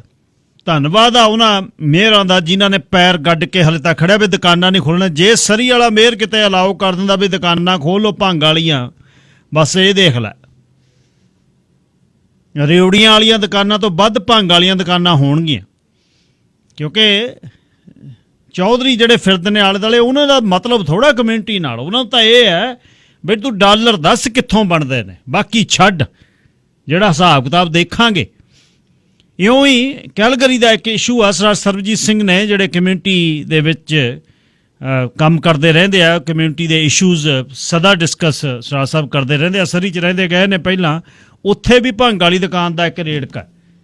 ਸਰ ਸਰਬਜੀਤ ਸਿੰਘ ਜੀ ਸਵਾਗਤ, ਸਤਿ ਸ਼੍ਰੀ ਅਕਾਲ। ਹਾਂਜੀ, good morning Gill Sahib. Well it's not about the ਮੇਰੀ ਪਹਿਲੋਂ ਪੰਜਾਬੀ ਤੇ ਇੰਗਲਿਸ਼ ਆਲਵੇਜ਼ ਮਿਕਸ ਅਪ। ਕੋਈ ਨਾ ਜੀ, ਕਰ ਦਿਓ ਜਿਹੜਾ ਕੋਈ ਸਮਝ ਲੈਣਾ ਆਪਾਂ, ਦੱਸੋ। ਠੀਕ ਹੈ so I'll make it short and sweet. ਜਿਹੜੀ ਭੰਗ ਦੀ ਗੱਲ ਹੈ ਨਾ, going back to the background, ਅਸੀਂ ਕੋਈ 10,000 ਸਿਗਨੇਚਰ ਵਗੈਰਾ ਵੀ ਇਕੱਠੇ ਕੀਤੇ ਤੇ ਹੈਲੋ ਸਰਬਜੀਤ ਸਿੰਘ ਜੀ। ਹਾਂਜੀ ਹਾਂਜੀ, sorry I think no problem. ਅੱਛਾ ਦੱਸਿਓ ਪਹਿਲਾਂ ਇਹਦੀ ਪਿੱਠ ਭੂਮੀ 'ਚ ਦੱਸਿਓ ਇਹ ਕਿੱਥੇ ਖੁੱਲ ਰਹੀ ਹੈ ਇਹ ਸ਼ਾਪ, ਜਿਹੜਾ ਇਸ਼ੂ ਕੀ ਹੈ? ਨਹੀਂ ਗਿਲ ਸਾਹਿਬ, ਉਹ ਐਕਚੁਅਲੀ ਅਸੀਂ ਕੋਰਟ ਹੀਅਰਿੰਗ ਵਗੈਰਾ ਹੋਈ ਸੀਗੀ, ਅਸੀਂ ਆਬਵੀਅਸਲੀ ਉਹ ਆਪਣੇ ਆਈ ਮੀਨ ਦੇ ਵਰਕ ਵਿਦ ਅ ਲਾਇਰ, ਉਹ ਲਾਇਰ ਵਗੈਰਾ ਲੈ ਕੇ ਗਿਆ ਸੀ, ਤਾਂ ਕਮਿਊਨਿਟੀ ਗਏ ਸੀਗੇ। ਅੱਛਾ ਜੀ। ਤੇ obviously we lost, so we out of respect for the court order, so ਉਹ ਜੋ ਵੀ ਹੋ ਗਿਆ ਉਹ ਤਾਂ it's in the history books now. Okay. ਤੇ ਉਹ ਇੱਕੋ ਹੀ ਖੁੱਲਾ। ਦੂਜਾ ਆਈ ਥਿੰਕ ਜਿਹੜੇ ਐਕਚੁਅਲੀ ਸ਼ੋ ਰਨਰ ਸੀਗੇ ਆਪਣੇ ਸੀ ਬੰਦੇ, ਉਹ ਅੱਛਾ ਉਹ ਵਿਚਾਰੇ ਬੈਂਕਰਪਟੀ ਹੋ ਗਿਆ। ਅੱਛਾ ਜਿਹੜੇ ਕੈਲਗਰੀ ਰਹਿੰਦੇ ਉਹਨਾਂ ਸਾਰਿਆਂ ਨੂੰ ਪਤਾ ਹੀ, ਉਹਦਾ ਐਸ ਤੋਂ ਸ਼ੁਰੂ ਹੁੰਦਾ ਨਾਮ ਵਗੈਰਾ, ਵਟਐਵਰ ਦੈਟਸ ਫਾਈਨ। ਹੁਣ ਜਿਹੜਾ ਮੈਂ ਤੁਹਾਨੂੰ ਕਾਲ, ਜਿਹੜਾ ਰੀਜ਼ਨ ਆ ਕਾਲ ਕਰਨ ਦਾ, ਉਹ ਹੈਗਾ ਜਦੋਂ ਆਈ ਮੀਨ ਡਿਊਰਿੰਗ ਵਿੰਟਰ, ਹੁਣ ਜਦੋਂ ਸਨੋ ਪਈ ਆ ਨਾ ਸਾਡੇ ਇੱਥੇ ਬੇਸਿਕਲੀ ਨਾਰਥ ਈਸਟ ਕਲਾ ਜੀ ਪਲੱਗ ਹੀ ਹੋ ਗਿਆ, ਕਿਉਂਕਿ ਜਿਸ ਬਲਾਕ ਦੇ ਵਿੱਚ 10 ਘਰ ਬਣਨੇ ਹੁੰਦੇ, ਉੱਥੇ 12 ਬਣ ਰਹੇ ਆ। 12 ਘਰ ਮੀਨਸ ਐਕਸਟਰਾ 4 ਕਾਰਾਂ, ਮੀਨਸ ਐਕਸਟਰਾ 8 ਤੋਂ 10 ਬੰਦੇ ਪਰ ਬਲਾਕ, ਹੈਨਾ। ਤੇ ਉਹਦੇ ਵਿੱਚੋਂ ਡਿਵੈਲਪਰ ਤੇ builder obviously get rich and society pays the price, ਹੈਨਾ। ਤੇ ਹੁਣ ਕੈਮਲੂਪਸ ਤੇ ਐਡਮਿੰਟਨ ਦੇ ਵਿੱਚ Calgary is a metro city, in between ਕੁਝ ਵੀ ਨਹੀਂ ਹੈਗਾ ਸਾਡੇ। ਬਿਲਕੁਲ ਠੀਕ ਹੈ, ਪਰ ਦੈਟਸ ਫਾਈਨ ਆਈ ਗੈਸ। ਪਰ ਡਿਊਰਿੰਗ ਦੈਟ ਫੇਜ਼, ਜਿਹੜਾ ਆਈ ਮੀਨ ਐਕਸਟ੍ਰੀਮ ਵਿੰਟਰ ਜਦੋਂ ਆਈ ਆ, ਤੇ ਉਹਦੇ ਵਿੱਚੋਂ ਸਾਡੇ ਟ੍ਰਾਂਜ਼ਿਟ ਦੀਆਂ ਬੱਸਾਂ ਵੀ ਪਲੱਗ, ਕਿਉਂਕਿ ਆਪਣੇ ਮੁੰਡੇ ਡਰਾਈਵ ਕਰਦੇ, ਅਸੀਂ ਮਤਲਬ we are I am one of them or whatever, right, ਸਾਡੀ ਕਮਿਊਨਿਟੀ ਆ। ਪਰ ਕੁਝ ਹੋ ਨਹੀਂ ਸਕਿਆ ਉਹਦੇ ਲਈ। ਹਜੇ ਤਾਂ ਲੱਕੀਲੀ ਕੋਵਿਡ ਸੀਗਾ ਬਈ, ਕਿਉਂਕਿ ਲੋਕੀ people were stuck in houses, was fine. ਹੁਣ ਸਾਡੀ ਇੰਨੀ ਡੈਂਸ ਪਾਪੂਲੇਸ਼ਨ, ਜਿੱਥੇ ਵੀ ਕਿਤੇ ਸਕੁਅਰ ਫੁੱਟ ਵੀ ਥਾਂ ਲੱਭਦੀ ਹੈ ਨਾ, ਉੱਥੇ ਅਪਰੂਵ ਕਰਾ ਲੈਂਦੇ। ਖੈਰ, ਹੁਣ coming back to the present, ਜਿਹੜਾ ਹੁਣ ਹੈਗਾ ਚੈਲੰਜ ਆ, ਜਿਹੜਾ ਐਕਚੁਅਲੀ ਨਿਊਸੈਂਸ ਹੈ, ਤੇ ਚੋਚਲੇ ਪੰਜਾਬੀ ਜਿਹੜੀ ਸਾਡੇ ਦੁਆਬੇ 'ਚ ਉਹਨੂੰ ਆਈ ਥਿੰਕ ਚੋਚਲੇ ਕਰ ਲੈਂਦੇ, ਤੁਹਾਡੇ ਲਈ ਵੀ ਸਮਥਿੰਗ ਹੋਰ ਹੋਊਗਾ ਨਾ। ਹੁਣ ਉਹ ਬੋਟਲ ਡਰਾਈਵ ਹੋ ਰਹੀਆਂ ਆ ਸਾਡੇ ਜੀ, ਅਸੀਂ ਤਾਂ ਫਲਾਇਰ ਆ ਰਹੇ ਆ, ਘਰ ਫਲਾਇਰ ਆਉਂਦੇ ਆ ਜੀ। ਸਾਡੇ ਜਿਹੜੇ ਲੋਕਲ ਪੋਲੀਟੀਸ਼ੀਅਨ ਹੈ ਐਕਚੁਅਲੀ ਇੱਕ ਫੈਮਿਲੀ ਆ, ਸਾਰੀ ਫੈਮਿਲੀ ਹੈ, ਜਸਟ ਲਾਈਕ ਇੰਡੀਆ। ਫੈਮਿਲੀ ਆ, ਉਹਦਾ ਹੀ ਕਾਉਂਸਲਰ ਆ, ਉਹਦਾ ਹੀ MLA ਆ, ਉਹਦਾ ਹੀ MP, ਮਤਲਬ ਦੇ ਆਰ ਆਲ ਇੰਟਰਟਵਾਈਨਡ। ਅੱਛਾ ਜੀ। ਤੇ ਉਹ ਇਦਾਂ ਦੇ ਚੋਚਲੇ ਕਰਦੇ ਆ, ਜਿੱਦਾਂ ਫਲਾਇਰ ਵੱਡੇ ਲਾਤੇ ਜੀ, ਕੋਵਿਡ ਦੀ ਵੈਕਸੀਨ ਲਵਾਓ। ਲਾਈਕ ਕਿਹਨੂੰ ਨਹੀਂ ਪਤਾ? Who doesn't know this? Everybody knows it. So why you wasting taxpayers money? ਜਿਹੜੇ ਬਿੱਲ ਬੋਰਡ ਦੇ ਉੱਤੇ ਕਿਸੇ ਰੀਅਲਟਰ ਨੇ ਸਾਈਨ ਲਾਉਣਾ, ਉਹਦੀ ਇਨਕਮ ਹੋਣੀ ਆ, ਤੇ obviously realtor would expense it. ਪਰ ਇੱਕ ਕਾਉਂਸਲਰ ਜਾਂ ਇੱਕ MLA ਜਾਂ MP ਫੱਟਾ ਲਾਵੇ ਉੱਥੇ ਟੈਕਸ ਪੇਅਰ ਦੀ ਮਨੀ ਦੇ ਵਿੱਚੋਂ, ਵੈਕਸੀਨ ਲਵਾਓ। ਕੀ ਹੈ ਕਿ ਉਹ ਕਿੱਡੀ ਵੱਡੀ ਤੋਪ ਹੈ, ਜਿੱਦਾਂ ਭੰਗੀਏ ਦੀ ਤੋਪ ਤੁਸੀਂ ਕਹਿੰਦੇ ਹੁੰਦੇ ਆ ਨਾ। ਹੁਣ coming back to politics now, ਹੁਣ as a community, as a Calgarian, as a north eastern, ਜਿੰਨੇ ਵੀ ਅਸੀਂ ਰਹਿੰਦੇ ਹਾਂ, ਜਿੰਨੇ ਵੀ ਤੁਹਾਡੇ ਲਿਸਨਰ ਹੋਊਗੇ ਨਾਰਥ ਈਸਟ ਜੀ, ਜਾਂ ਐਜ਼ ਏ ਕਹਿ ਲਓ ਕੈਨੇਡੀਅਨ ਹੀ ਲਾ ਲਓ, ਆਪਾਂ ਨੂੰ ਸਾਰਿਆਂ ਨੂੰ ਇੱਕ ਸਵਾਲ ਪੁੱਛਣਾ ਪੈਣਾ ਵੀ how many Jody Wilson and how many Peter Lougheed we have produced? Not even one. ਕਿੰਨੇ ਬੰਦੇ ਆ ਜਿਹੜੇ ਅੱਜ ਕਹੂਗੇ ਵੀ ਦਿਸ ਇਜ਼ ਰੋਂਗ ਤੇ ਮੈਂ ਪੋਲੀਟਿਕਸ ਛੱਡ ਰਿਹਾ, ਤੇ they can go to the private sector and survive or thrive in fact, right? ਅੱਜ ਜਿੱਦਾਂ ਜਗਮੀਤ ਸਿੰਘ ਲਾ ਲਓ, ਉਹ ਅੱਜ ਪੋਲੀਟਿਕਸ ਛੱਡ ਦਿੰਦਾ, he is a successful lawyer, ਬਿਲਕੁਲ, ਹੀ ਵਿਲ ਬੀ ਫਾਈਨ। ਪਰ ਅਸੀਂ ਤੇ ਜਿੰਨੇ ਪ੍ਰੋਡਿਊਸ ਕੀਤੇ ਚਮਚੇ ਪ੍ਰੋਡਿਊਸ ਕੀਤੇ ਆ ਸੀਰੀਅਸਲੀ ਅੱਜ ਤੱਕ, that's a fact, majority of them. ਮੈਂ actually because I work for kind of a large corporation, so I get to travel all around Canada, all over US.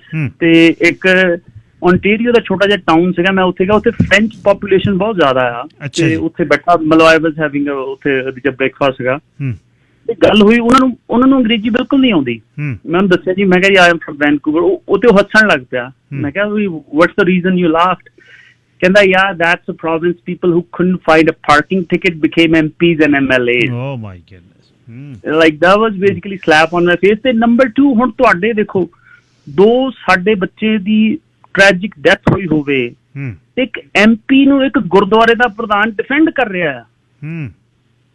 ਮਤਲਬ ਆਪਾਂ ਸਾਰਿਆਂ ਨੇ ਵੀਡੀਓ ਦੇਖੀ ਆ ਜੀ, ਉਹ ਸੋਚ ਲਈ ਆ ਉਹ ਵੀ ਹੁਣ ਜੀ ਧਾਲੀਵਾਲ ਸਾਹਿਬ ਅਸੀਂ ਤਾਂ 60 ਦੇ ਹੋ ਗਏ. ਲਾਈਕ ਇਹਦੇ ਵਿੱਚੋਂ ਕਿਹੜੀ ਚੀਜ਼ ਜਿਹਨੂੰ ਨਹੀਂ ਪਤਾ? Who gave you that right? ਉਹ ਇਨਸਲਟ ਸੀ ਸਾਡੇ ਬੱਚਿਆਂ ਦੀ ਡੈਥ ਦੀ ਫਿਊਨਰਲ ਦੇ ਉੱਤੇ ਤੁਸੀਂ ਆਏ ਹੋਏ ਆ, ਐਂਡ ਜਿਹੜੇ ਬੰਦੇ ਨੂੰ ਤੁਸੀਂ ਅਕਾਊਂਟੇਬਲ ਬਣਾਉਣਾ ਜਾਂ ਕੁਝ ਵੀ ਕਰਨਾ, you have no right to insult that tragic incident, right? ਹੁਣ ਜਿਹੜਾ ਹੁਣ ਜਿਹੜੀ ਇੱਥੇ ਸਾਡੇ ਹੁਣ ਜਿਹੜਾ ਐਕਚੁਅਲੀ ਕੋਰ ਰੀਜ਼ਨ ਹੈ ਜਿਹਦੇ ਵੱਲੋਂ ਮੈਂ ਕਾਲ ਕੀਤੀ ਹੈ ਜੀ, ਉਹ ਆਇਆ ਹੁਣ ਸਾਡੇ ਇਲੈਕਸ਼ਨ ਫੇਰ ਹੋ ਰਹੀ, obviously it's like never stopping music, right? ਹੁਣ ਇਟਸ ਵਾਇਲੇਸ਼ਨ ਹੈ ਸਾਡੇ ਲੋਕਲ ਅਥਾਰਟੀਜ਼ ਇਲੈਕਸ਼ਨਸ ਐਕਟ, ਕੋਈ ਬੰਦਾ ਵੀ ਪੜ੍ਹ ਸਕਦਾ ਜਾ ਕੇ, ਇਹਦੀ ਪਾਰਸ਼ਲ ਵਾਇਲੇਸ਼ਨ ਆ ਵੀ ਵਾਰਡ ਦੇ ਵਿੱਚ ਉਹੀ ਬੰਦਾ ਕਾਉਂਸਲ ਲਈ ਇਲੈਕਟ ਹੋ ਸਕਦਾ ਜਾਂ ਰਨ ਕਰ ਸਕਦਾ ਜਿਹੜਾ ਉਸ ਵਾਰਡ ਦੇ ਵਿੱਚ ਰਹਿੰਦਾ ਜੀ. ਹੁਣ ਤੁਹਾਡੀ ਸਿਵਲ ਇੰਜੀਨੀਅਰਿੰਗ ਦੀ ਬੈਕਗਰਾਉਂਡ ਹੈ, and I do not have a clue, ਹੈ ਨਾ? ਤੇ ਮੈਂ ਉਹਦੇ ਵਿੱਚ ਇੰਟਰਫੀਅਰ ਕਰਾਂ ਜਾਂ ਉੱਥੇ ਜਾ ਕੇ ਤੁਹਾਨੂੰ ਦੱਸਾਂ ਵੀ ਤੁਸੀਂ ਏਦਾਂ ਕਰੋ, unless I have some technical background in that aspect of the project, right? ਜੀ. ਸੋ ਅੱਜ ਹੁਣ ਜਿਹੜੀ ਕਾਉਂਸਲਰ ਦੀ ਵੋਟ ਆ, ਜਿਹੜੇ ਕੈਲਗਰੀਅਨਸ ਨੂੰ ਸ਼ਾਇਦ ਮੈਜੋਰਿਟੀ ਨੂੰ ਪਤਾ ਹੀ ਆ, ਉਹ ਇੱਕ ਮੇਅਰ ਨਾਲੋਂ ਵੀ ਜ਼ਿਆਦਾ ਕਰਦੀ ਆ. I mean it's more I guess more stronger than a mayor ji, councillor ਦੀ ਜਿਹੜੀ ਵੋਟ ਆ. ਬਿਲਕੁਲ. ਹੁਣ ਸਾਡੇ ਮਤਲਬ ਇਟਸ ਲਾਈਕ ਅ ਪੈਰੀਮੀਟਰ ਹੈ ਸਾਡੇ ਕੈਲਗਰੀ ਦੇ ਆਲੇ ਦੁਆਲੇ, ਇਟਸ ਕਾਲਡ ਅ ਸਟੋਨੀ ਟ੍ਰੇਲ. ਉਹਦੇ ਪਰਲੇ ਬੰਨੇ ਜ਼ਮੀਨ ਸਾਡੇ ਡਿਵੈਲਪ ਹੋਈ ਆ, ਤੇ ਉਹ ਚਲੋ ਡਿਵੈਲਪ ਹੋਵੇ ਜੀ ਸਦਕੇ. ਐਗਰੀਕਲਚਰ ਲੈਂਡ ਰਿਜ਼ਰਵ ਦੇ ਵਿੱਚੋਂ ਓਵਰਨਾਈਟ ਹੀ ਜਾਂਦਾ ਹੈ ਸਾਡਾ ਕਾਉਂਸਲਰ ਜੋਰਜ ਚਾਹਲ ਹੈ, you know but we should name them, we should have to name them, because ਇਹਨਾਂ ਦੀ ਪੋਲੀਟੀਕਲ ਨੇ ਇੰਨਾ, ਗਿਲ ਸਾਹਿਬ ਸਾਡੇ ਇੰਨੀ ਡੈਂਸ ਪਾਪੂਲੇਸ਼ਨ ਹੋ ਚੁੱਕੀ ਹੈ ਇੱਥੇ ਜਾਂ ਹੋ ਰਹੀ ਆ, ਜਿਹੜੀ ਫ੍ਰੀਕੁਐਂਸੀ ਜਿਹੜੀ ਰੋਡ ਦੇ ਉੱਤੇ 5 ਕਾਰਾਂ, ਮਤਲਬ frequency being just to elaborate ਵੀ 5 ਕਾਰਾਂ ਸਪੋਜ਼ ਕਰੋ ਇੱਕ ਰੋਡ ਦੇ ਉੱਤੇ 5 ਮਿੰਟ ਚ, ਆਈ ਮੀਨ 5 cars per minute, like 1 minute ਦੇ ਵਿੱਚ 5 ਕਾਰਾਂ ਨਿਕਲਦੀਆਂ. ਜੇ ਉੱਥੋਂ ਤੁਸੀਂ 50 ਕਾਰਾਂ ਕੱਢੋਗੇ ਜਾਂ 100 ਕਾਰਾਂ ਕੱਢੋਗੇ, ਰਾਈਟ, ਉੱਥੇ ਉਹ ਨੇਬਰਹੁੱਡ ਦੀ ਤਾਂ ਪੰਜਾਬੀ ਨੇ ਕਹਿਣਾ ਮੰਜੀ ਠੁੱਕ ਜਾਂਦੀ ਹੈ, ਰਾਈਟ?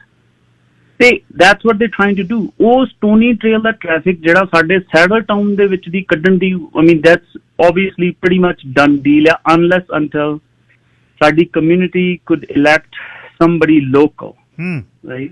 ਹੁਣ ਉਹ ਰੈਜ਼ੀਡੈਂਸ਼ੀਅਲ ਆਬਵੀਅਸਲੀ ਡਿਵੈਲਪਮੈਂਟ ਹੋ ਰਹੀ ਹੈ ਉਧਰੋਂ. ਉਹਨਾਂ ਨੇ ਓਵਰਨਾਈਟ ਇੱਥੇ ਆਏ ਸੀ ਬੰਦੇ, ਜਿੱਦਾਂ ਅਸੀਂ ਪਹਿਲੇ ਭੰਗ ਦੇ ਚੱਕਰ ਦੇ ਵਿੱਚ ਨਾ ਵੀ ਸਬਮਿਟਡ 10-12 ਹਜ਼ਾਰ ਸਿਗਨੇਚਰ ਕਰਕੇ, ਮੇਰੇ ਯਾਦ ਹੈ, ਪਰ it was ਫਰੂਟਲੈਸ. It was basically a waste of time. ਮੈਂ ਵੀ ਆਫਿਸ ਤੋਂ ਜਾ ਰਿਹਾ ਜੀ ਅੱਜ, ਉੱਥੇ ਅੱਜ ਮੀਟਿੰਗ ਆ ਜੀ, ਜਾਂ ਕੁਛ ਨਹੀਂ ਹੋਇਆ ਉਹਦਾ.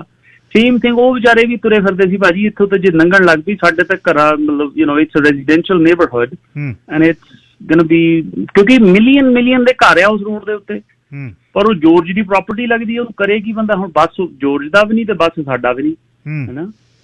ਤੇ ਹੁਣ ਦੀ ਟੇਕ ਅਵੇ ਫਰਮ ਜਿਹੜੀ ਤੁਹਾਡੀ ਫਰਸਰੀ ਆ, ਪਲੀਜ਼ ਤੁਸੀਂ ਵੀ ਕਾਉਂਸਲਰ ਵਗੈਰਾ ਨਾਲ ਲੈ ਆਇਓ. ਇਹ ਚਿੱਟੇ ਹਾਥੀ ਆਏ, ਕੁਛ ਨਹੀਂ ਕਰਦੇ. ਇਹ $1 ਤੋਂ $2 ਲੱਖ ਦੇ ਵਿੱਚ ਪੈਂਦੇ ਆ ਤੁਹਾਨੂੰ, ਇਹ ਮਤਲਬ ਈਅਰਲੀ, ਵਿਚ ਇਜ਼ ਅਬਾਊਟ $10-12 ਹਜ਼ਾਰ ਸਟੱਡੀ ਪੇ ਚੈੱਕ ਆ. ਤੇ ਮਤਲਬ administration does a great job, they will be just fine. ਹੁਣ ਜਿਹੜੀ I mean bottom line being the, ਅਸੀਂ ਲੋਕ ਸਾਇਲੈਂਟ ਮੈਜੋਰਿਟੀ, ਅਸੀਂ ਚੁੱਪ ਕਰਕੇ ਯਾਰ ਮੈਨੂੰ ਕੀ ਫਰਕ ਹੈ ਨਾ, ਉਹਦੀ ਜਿਹੜੀ ਪ੍ਰਾਈਸ ਆ we pay in socio-economic terms ਦੇ ਵਿੱਚ, like crime, education, affordability, lifestyle.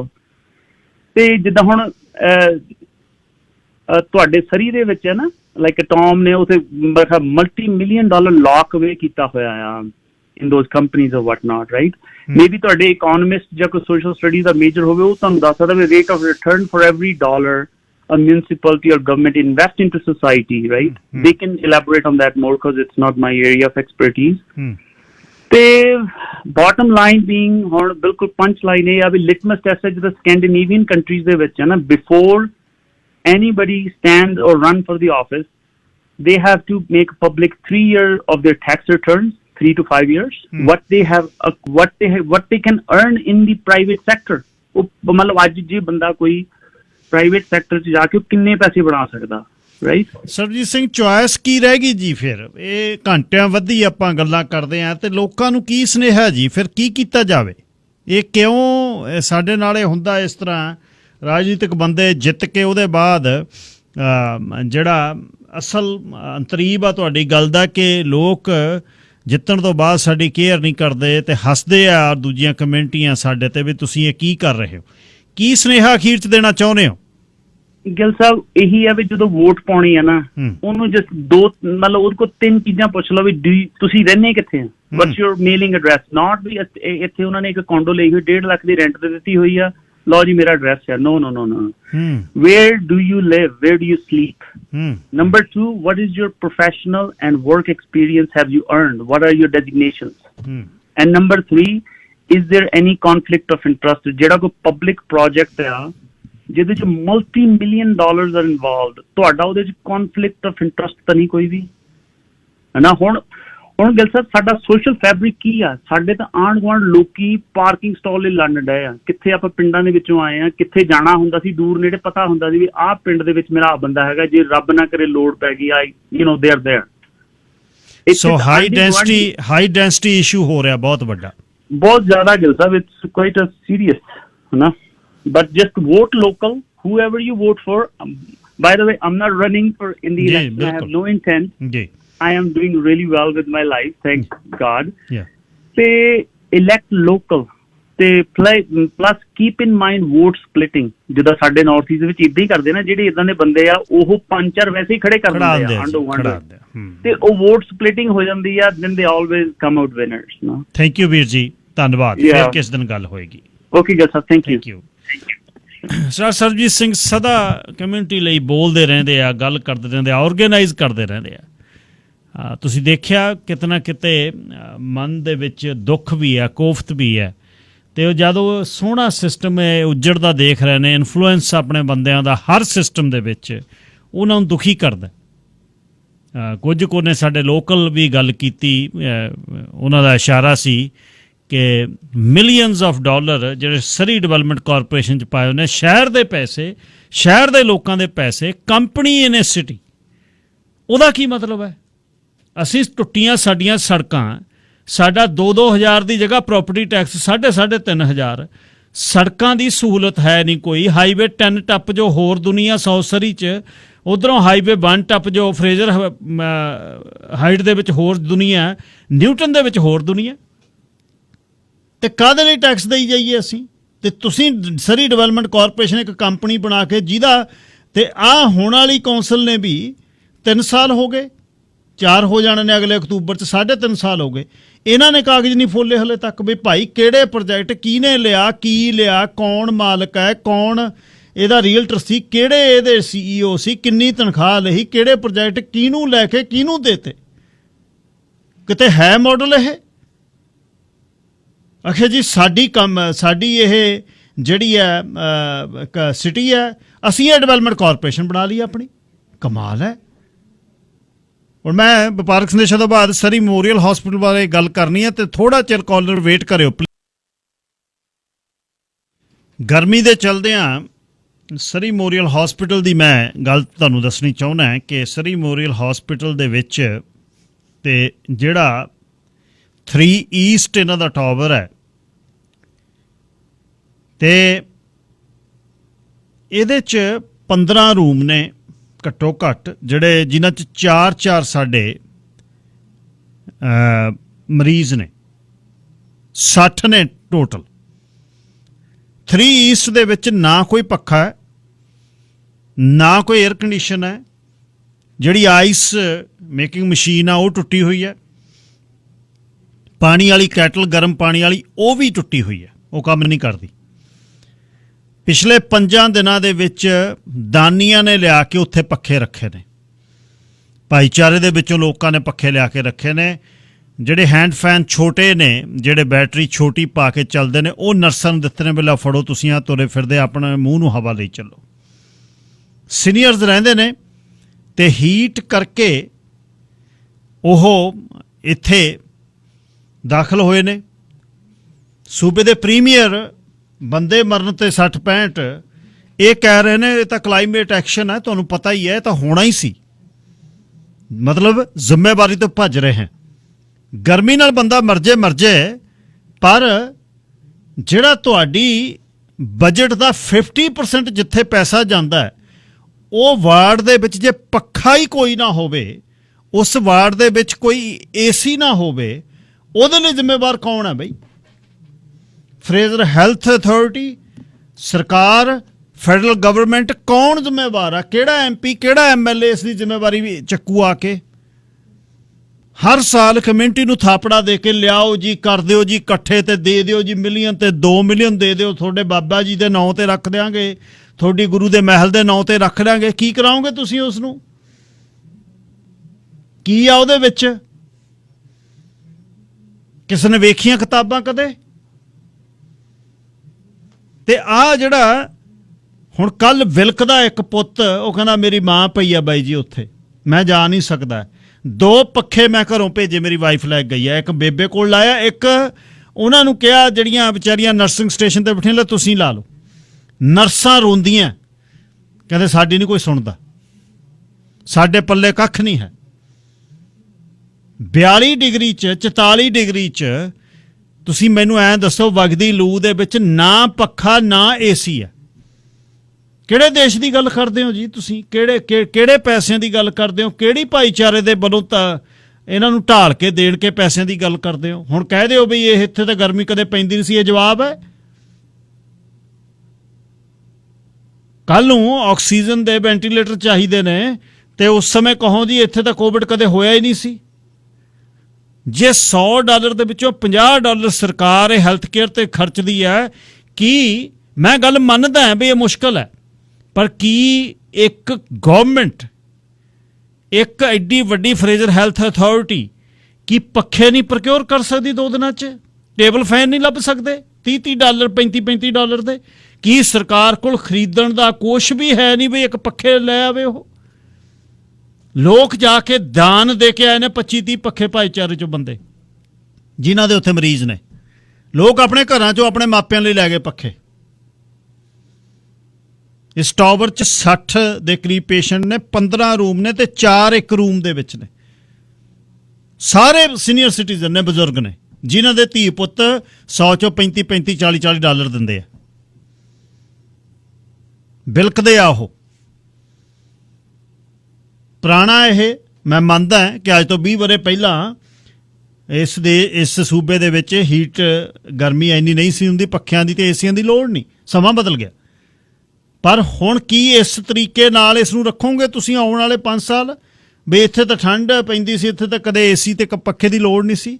ਕੀ ਟੇਬਲ ਫੈਨ ਲਿਆ ਕੇ 2-2 ਟੇਬਲ ਫੈਨ, 3-3 ਜਾਂ 4-4 ਟੇਬਲ ਫੈਨ ਇੱਕ ਬੈੱਡ ਦੇ ਕੋਲ ਲੱਗ ਨਹੀਂ ਜਾ ਸਕਦੇ $25-30 ਦੇ?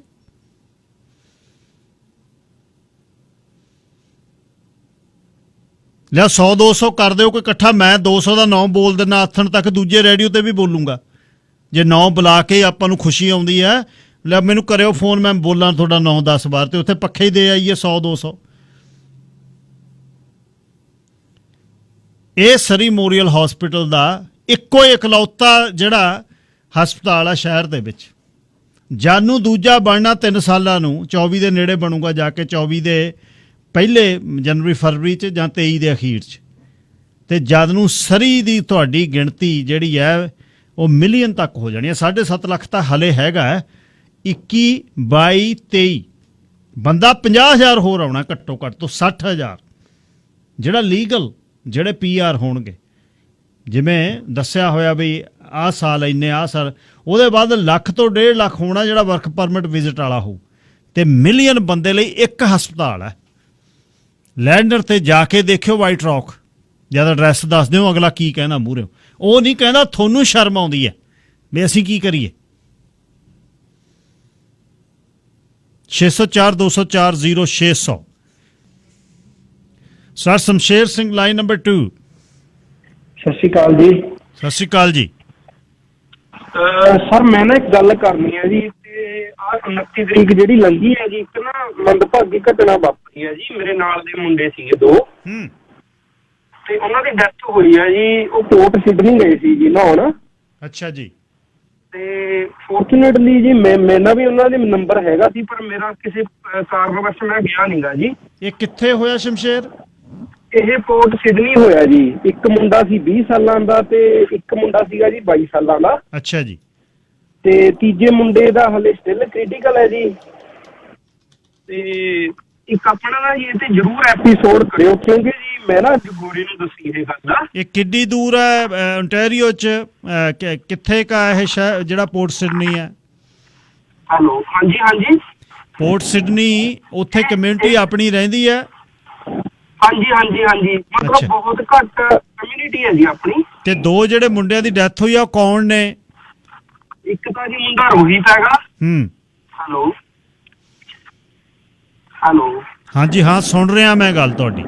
ਹਾਂਜੀ ਹਾਂਜੀ, ਤੇ ਅਸੀਂ ਉਹਨਾਂ ਲਈ ਗੋ ਫੰਡ ਵੀ ਅਰੇਂਜ ਕੀਤਾ ਸੀਗਾ। ਇੱਕ ਮੁੰਡਾ ਤਾਂ ਆਪਣਾ ਅਨਮੋਲ ਹੈ ਜੀ, ਤੇ ਇੱਕ ਮੁੰਡਾ ਸਾਹਿਲ ਹੈ। ਤੇ ਜਿਹੜਾ ਮੁੰਡਾ ਸਾਹਿਲ ਹੈ ਜੀ, ਉਹਦੀ ਉਮਰ ਸੀਗੀ 23 ਸਾਲ। ਸਾਹਿਲ ਹੁੰਦਾ ਤੇ ਉਹ ਵਿੰਡਸਰ ਰਹਿੰਦਾ ਸੀਗਾ ਜੀ ਮੁੰਡਾ। ਤੇ ਦੂਜਾ ਦਾ ਮੁੰਡੇ ਦਾ ਨਾਮ ਅਨਮੋਲ ਹੈ ਜੀ, ਤੇ ਉਹਦੀ ਉਮਰ ਸੀਗੀ ਜੀ 20 ਸਾਲ। ਤੇ ਇੱਕ ਨਾ ਜੀ ਕਿਰਪਾ ਕਰਕੇ ਜਰੂਰ ਇਹ ਤੇ ਨਾ ਜੀ ਕੋਈ ਨਾ ਕੋਈ ਤੁਸੀਂ ਰੱਖਿਓ ਆਪਣੇ। ਮੈਂ ਹਰ ਸਾਲ ਕਰਦਾ ਸ਼ਮਸ਼ੇਰ ਕਰਾਂਗਾ। ਇੱਕ ਬ੍ਰੇਕਿੰਗ ਨਿਊਜ਼ ਆ ਰਹੀ ਹੈ ਜੀ, 182 ਹੋਰ ਜਿਹੜੀਆਂ ਕਬਰਾਂ ਕ੍ਰੇਨਬਰੁਕ BC ਦੇ ਵਿੱਚ ਅਨਮਾਰਕਡ ਗ੍ਰੇਵਜ਼ ਨੇ, ਜਿਹੜੀਆਂ ਕੂਟਨੀ ਦੇ ਵਿੱਚ ਲੱਭੀਆਂ ਨੇ। 182 ਹੋਰ।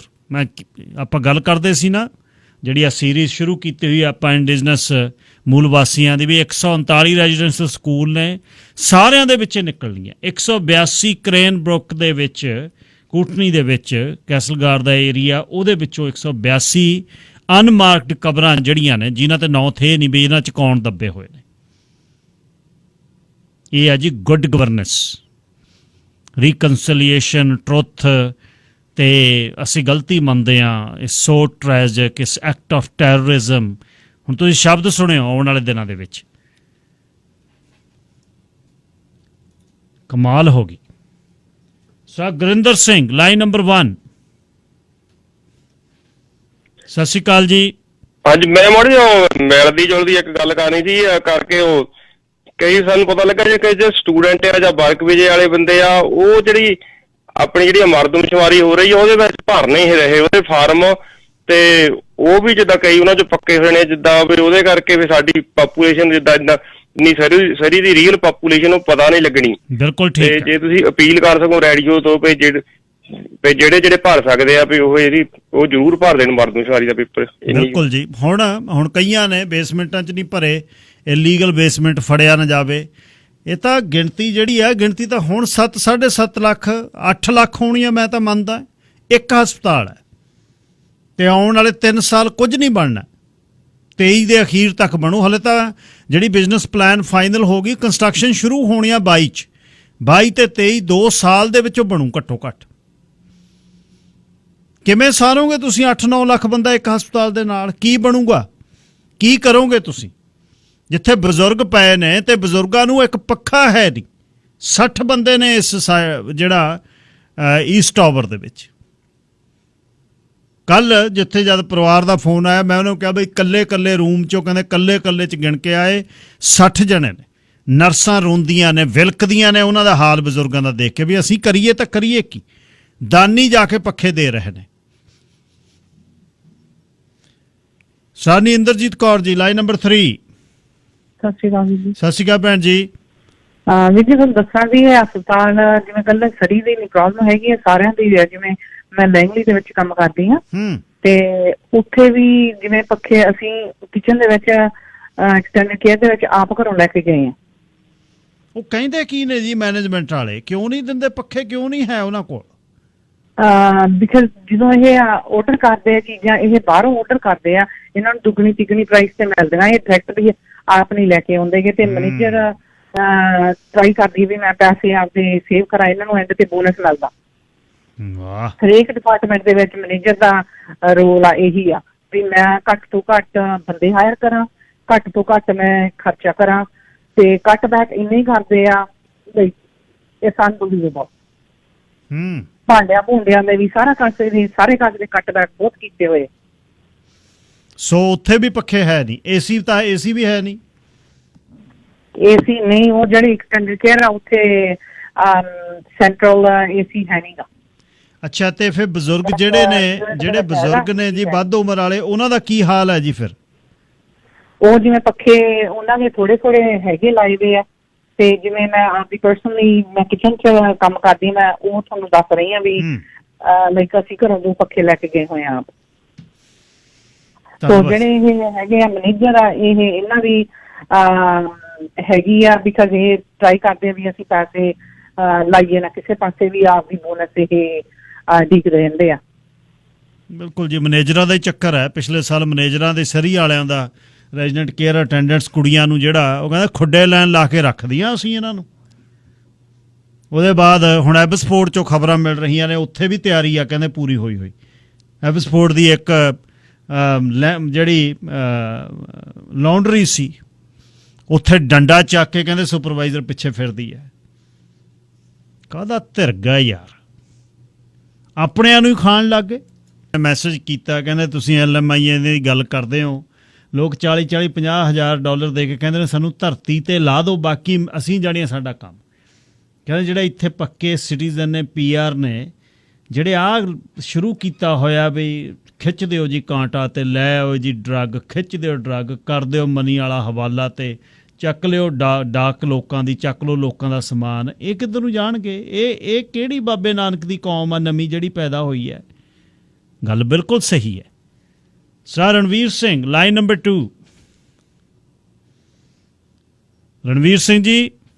ਹਾਂਜੀ, ਸਤਿ ਸ੍ਰੀ ਅਕਾਲ ਜੀ। ਸਤਿ ਸ੍ਰੀ ਅਕਾਲ ਜੀ। ਮੈਂ ਤੁਹਾਡਾ ਟੌਪਿਕ ਸੁਣ ਰਿਹਾ ਸੀਗਾ, 2 ਟੌਪਿਕ ਸੁਣੇ। ਪਹਿਲਾਂ ਤਾਂ ਕੋਈ ਕੈਲਗਰੀ ਤੋਂ ਬੋਲ ਰਿਹਾ ਸੀ, ਉਹਨਾਂ ਨੇ ਬਹੁਤ ਵਧੀਆ ਗੱਲਾਂ ਕਹੀਆਂ, ਤੇ ਫਿਰ ਹਸਪੀਟਲ ਦੀ ਗੱਲ ਕੀਤੀ ਜੀ, ਜਿਹੜੀਆਂ ਤੰਗੀਆਂ ਹਸਪਤਾਲ ਵਿੱਚ ਆ ਰਹੀਆਂ। ਵੈਸੇ ਮੈਂ ਤਾਂ ਅੰਟਾਰੀਓ ਤੋਂ ਬੋਲ ਰਿਹਾ ਜੀ, ਤੇ ਇਹ ਵਾਕਈ ਉਹ ਭਾਜੀ ਹੁਣਾਂ ਦੀ ਸਹੀ ਗੱਲ ਆ। ਜਦੋਂ ਅਸੀਂ ਆਪਣੇ ਮੋਹਤਰਬਾਨ ਨੂੰ ਚੁਣਦੇ ਆ ਨਾ ਜੀ, ਉਹ ਕਿੱਦਾਂ ਦਾ ਰੋਲ ਨਿਭਾਉਂਦਾ ਆ। ਭੈਣ ਜੀ ਹੁਣਾਂ ਨੇ ਗੱਲ ਕੀਤੀ ਕਿ ਜਿਹੜੇ ਮੈਨੇਜਰ ਆ ਉਹ ਆਪਣੀਆਂ ਬੋਨਸ ਦੇਖਦੇ ਆ। ਏਦਾਂ ਕਿੱਦਾਂ ਹੋ ਸਕਦਾ ਵੀ ਕੋਈ ਵੀ EMPLOYEE ਜਿਹੜਾ ਆ ਉਹ ਆਪਣੇ ਬੋਨਸ ਦਿਖਾਲ ਕੇ ਬਿਨਾਂ ਉਹਨੂੰ ਕੋਈ ਪੁੱਛ ਗਿੱਛ ਕੀਤੇ ਉਹਨੂੰ ਜਾਣ ਦਿੱਤਾ ਜਾਵੇ? ਕਿਉਂਕਿ ਉਹਨਾਂ ਦੇ ਉੱਪਰ ਜਿਹੜੇ ਮੋਹਤਰਮਾਨ ਜਿਹੜੇ ਅਸੀਂ ਚੁਣੇ ਹੁੰਦੇ ਆ ਨਾ, ਇਹ ਸਾਰਾ ਉਹਨਾਂ ਦਾ ਰੋਲ ਆ ਜੀ। ਇਹ ਆਪਾਂ ਨੂੰ ਸੋਚਣਾ ਪੈਣਾ, ਜੇ ਅਸੀਂ ਆਪਣੀ ਕਮਿਊਨਿਟੀ ਲਈ ਕੁਛ ਕਰਦੇ ਆ ਤੇ ਉਹਦੀ ਗਾਹਾਂ ਪੁੱਛ ਪੜਤਾਲ ਵੀ ਕੀਤੀ ਜਾਵੇ। ਬੰਦਾ ਆਪਣਾ ਚੁਣਿਆ ਆ, ਉਸ ਵੇਲੇ ਤਾਂ ਅਸੀਂ ਦਹਾੜਾ ਮਾਰਦੇ ਆ ਜੀ, ਹਾਂ ਇਹ ਸਾਡਾ ਬੰਦਾ, ਸਾਡਾ ਨਾ ਅਸੀਂ ਉਹਦੀ ਐਜੂਕੇਸ਼ਨ ਦੇਖਦੇ ਆ। ਉਹ ਭਾਜੀ ਹੁਣਾਂ ਨੇ ਇੰਨੀ ਦਰੁਸਤ ਗੱਲ ਕਹੀ, ਬਹੁਤ ਵਧੀਆ ਗੱਲ। ਇਹ ਸਾਡੀਆਂ ਗਲਤੀਆਂ ਜਿਨ੍ਹਾਂ ਦੇ ਕਰਕੇ ਔਕੜਾਂ ਆ ਰਹੀਆਂ। ਤੁਸੀਂ ਕਿਤੇ, ਮੈਨੂੰ ਸ਼ਾਇਦ ਤੁਹਾਡਾ ਨਹੀਂ ਪਤਾ, ਹੋਰ ਚੰਗੇ ਕਿਤੇ ਸਰ ਜਿਹੜਾ ਵਾਈਟ ਲੋਕਾਂ ਦਾ ਏਰੀਆ ਹੋਊਗਾ ਉੱਥੇ ਜਾ ਕੇ ਤੇ ਹਸਪਤਾਲਾਂ ਦਾ ਹਾਲ ਦੇਖ ਲਿਓ, ਕਿੱਥੇ ਤੁਹਾਨੂੰ ਕਮੀ ਨਹੀਂ ਦਿਸੂਗੀ। ਉਹਦਾ ਕਾਰਨ ਕਿਉਂਕਿ ਉਹਨਾਂ ਦੇ ਬੰਦੇ ਜਿਹੜੇ ਚੁਣੇ ਉਹ ਆਪਣੀ ਜੌਬ ਕਰਦੇ ਆ ਜੀ। ਤਾਂ ਸਾਡੇ ਚੁਣੇ ਉਹ ਬੰਦੇ, ਉਹਨਾਂ ਨੂੰ ਇਹ ਹੋ ਜਾਂਦਾ ਜੀ ਹੁਣ ਅਸੀਂ ਇੱਥੋਂ ਨਾਲ ਜੋੜਾ ਜੋੜ ਲਈਏ, ਬੰਦੇ ਜੋੜ ਲਈਏ, ਬਸ ਪੈਸਾ ਬਣਾ ਲਈਏ, ਕਿੱਧਰ ਨੂੰ ਨਿਕਲਦਾ। ਜਿੱਦਾਂ ਤੁਸੀਂ ਹਮੇਸ਼ਾ ਹੀ ਇੱਦਾਂ ਦੇ ਟੌਪਿਕ ਲੈ ਕੇ ਆਉਂਦੇ ਆ। ਬਹੁਤ ਵਧੀਆ ਤੁਹਾਡਾ ਜੀ ਜਿਹੜਾ ਰੇਡੀਓ ਚੈਨਲ ਆ। ਹੋ ਸਕਦਾ ਲੋਕ ਸ਼ਾਇਦ ਇਹਨੂੰ ਸਮਝਣ ਬਜਾਏ ਚੌਧਰਪੁਣੇ ਤੋਂ ਵੀ ਇਹਨਾਂ ਚੀਜ਼ਾਂ ਨੂੰ ਤੁਹਾਨੂੰ ਐਜੂਕੇਟਡ ਵੇ ਆਫ ਧਿਆਨ ਦੇਣਾ ਪੈਣਾ ਜੀ, ਜੇ ਆਪਣੇ ਆਪ ਨੂੰ ਇੱਥੇ ਕਮਿਊਨਿਟੀ ਨੂੰ ਬੜਾਵਾ ਦੇਣਾ। ਨਹੀਂ ਤਾਂ ਦੇਖ ਲਓ ਸਰੀ ਤੇ ਬਰੈਂਪਟਨ ਦੋਹਾਂ ਦਾ ਤੁਹਾਨੂੰ ਨਾਂ ਕਿੱਦਾਂ ਬਦਨਾਮੀਆਂ ਸਾਡੇ ਪਰਿਵਾਰਾਂ ਦੇ ਆਉਂਦੇ ਆ। ਥੈਂਕ ਯੂ ਜੀ ਰਣਵੀਰ ਸਿੰਘ ਜੀ। ਸਰ ਕੁਲਜਿੰਦਰਜੀਤ ਸਿੰਘ ਜੀ। ਹਾਂਜੀ, ਸਤਿ ਸ਼੍ਰੀ ਅਕਾਲ ਗਿੱਲ ਸਾਹਿਬ ਜੀ। ਸਤਿ ਸ਼੍ਰੀ ਅਕਾਲ ਵੀਰ ਜੀ। ਹਾਂਜੀ, ਪਹਿਲਾਂ ਤਾਂ ਜੀ ਤੁਹਾਡਾ ਬਹੁਤ ਬਹੁਤ ਥੈਂਕ ਯੂ ਕਿ ਤੁਸੀਂ ਆਹ ਟੌਪਿਕ ਲੈ ਕੇ ਆਏ ਹੋ। ਤੇ ਇਹ ਬੜਾ ਵੱਡਾ ਟੌਪਿਕ ਹੈਗਾ ਆ ਕਮਿਊਨਿਟੀ ਲਈ ਜੀ। ਇਹ ਚੀਜ਼ਾਂ ਜਿਹੜੀਆਂ ਹੈਗੀਆਂ ਜੀ, ਇਹ ਸਭ ਤੋਂ ਪਹਿਲਾਂ ਇਹਨਾਂ ਨੂੰ ਪ੍ਰੈਫਰੈਂਸ ਦੇਣੀ ਚਾਹੀਦੀ ਹੈ ਜੀ। ਜਿੱਦਾਂ ਆਪਣੇ ਸਿਟੀ ਵਾਲੇ ਮੇਅਰ ਸਾਹਿਬ ਵੀ ਹੋ ਗਏ, ਉਹ ਵੀ ਬਹੁਤ ਵੱਡੀ ਐਡ ਦਿੰਦੇ ਆ ਫੇਸਬੁੱਕ ਤੇ ਵੀ ਬੜੇ ਵੱਡਾ ਬਜਟ ਮਿਲਿਆ ਹੈਗਾ ਕਲੋਵਰਡੇਲ ਹਸਪੀਟਲ ਲਈ। ਪਹਿਲਾਂ ਤਾਂ ਆਪਾਂ ਨੂੰ ਜੀ ਜਿਹੜੀਆਂ ਚੀਜ਼ਾਂ ਆਪਣੇ ਕੋਲ ਹੈਗੀਆਂ ਉਹਨਾਂ ਨੂੰ ਮੇਨਟੇਨ ਕਰਨਾ ਚਾਹੀਦਾ ਹੈ। ਉਹ ਤਾਂ ਹਜੇ ਬਾਅਦ ਦੀਆਂ ਗੱਲਾਂ ਆ, ਕਦੋਂ ਆਪਣੇ ਕੋਲ ਜਾ ਕੇ 3-4 ਸਾਲਾਂ ਬਾਅਦ ਹਸਪੀਟਲ ਬਣਨਾ ਜਾਂ ਨਹੀਂ ਬਣਨਾ। ਇਹ ਜਿਹੜੇ ਪੁਰਾਣੇ ਹਸਪੀਟਲ ਆ ਜਾਂ ਇਹਨਾਂ ਦੇ ਵਾਰਡ ਆ, ਇਹਨਾਂ ਨੂੰ ਮੇਨਟੇਨ ਰੱਖਿਆ ਜਾਵੇ ਤਾਂ ਕਿ ਜਿਹੜੇ ਪੇਸ਼ੈਂਟਸ ਆ, ਜਿੰਨੇ ਵੀ ਪੇਸ਼ੈਂਟ ਆਉਂਦੇ ਆ, ਕਿਸੇ ਵੀ ਕਲਚਰ ਦਾ ਹੋਵੇ, ਉਹਨਾਂ ਦੀ ਪੂਰੀ ਖਿਆਲ ਰੱਖਿਆ ਜਾਵੇ। ਬਿਲਕੁਲ ਠੀਕ। ਸੋ ਇਹ ਚੀਜ਼ਾਂ ਦਾ ਪਹਿਲਾਂ ਜੀ ਮੈਂ ਨਾ ਜ਼ਰੂਰ ਰੱਖਦੀ ਹਾਂ। ਤੇ ਬਾਕੀ ਹੈਗੀ ਗੱਲ ਇਹ ਸੱਚੀ ਆ ਜੀ, ਅਸੀਂ ਤਾਂ ਆਪ ਸਾਡੇ ਬਜ਼ੁਰਗ ਉੱਥੇ ਹੈਗੇ ਆ ਜੀ, ਆਪ ਆਪਣੇ ਘਰੋਂ ਅਸੀਂ ਫੈਨ ਲੈ ਕੇ ਗਏ ਆ। ਇਹ ਸੱਚੀ ਗੱਲ ਹੈ ਜੀ, ਤੁਹਾਨੂੰ ਜਿਹੜੀ ਪਤਾ ਲੱਗੀ ਹੈ, ਬਹੁਤ ਸੱਚੀ ਗੱਲ ਆ।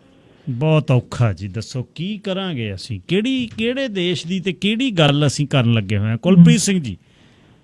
ਹਾਂਜੀ, ਸਤਿ ਸ਼੍ਰੀ ਅਕਾਲ। ਸਤਿ ਸ਼੍ਰੀ ਅਕਾਲ ਵੀਰ ਜੀ। ਸਰ ਜੀ, ਤੁਸੀਂ ਮੇਰੇ ਨਾਲ ਬਹੁਤ ਵੱਡੇ ਤੇ ਸਿਆਣੇ ਹੋ ਸਾਰੀ। ਮੈਂ ਤਾਂ ਇੰਨਾ ਕੁ ਸੋਚਦਾ ਕਿ ਜਿਹੋ ਜਿਹਾ ਰਾਜ ਹੁੰਦਾ ਪ੍ਰਜਾ ਜਿਹੋ ਜਿਹੀ ਉਹੋ ਜਿਹਾ ਰਾਜ ਰਾਜ ਭਾਗ ਮਿਲ ਜਾਂਦਾ। ਆਪਾਂ ਆਪ ਹੀ ਸੁੱਤੇ ਪਏ, ਆਪਾਂ ਸਗਿਰਦੇ ਨਹੀਂ ਹੈਗੇ। ਆਪਾਂ ਨੂੰ ਤਾਂ ਇੱਕ ਦਿਹਾੜੀ ਤੋਂ ਲੈ ਕੇ ਦੂਜੀ ਦਿਹਾੜੀ ਤੇ ਚੱਲ ਪੈਸੇ ਕਿਵੇਂ ਪੂਰੇ ਕਰਨੇ, ਰੋਟੀ ਦਾਲ ਤੱਕ ਹੀ ਸੀਮਤ ਆ ਜੀ। ਜੇ ਤੁਸੀਂ ਆਪਣਾ ਸਰੀ ਦੇਖ ਲਓ, ਸੜਕਾਂ ਦਾ ਹਾਲ ਦੇਖ ਲਓ ਸਰ, ਕੀ ਹੈ ਜੀ।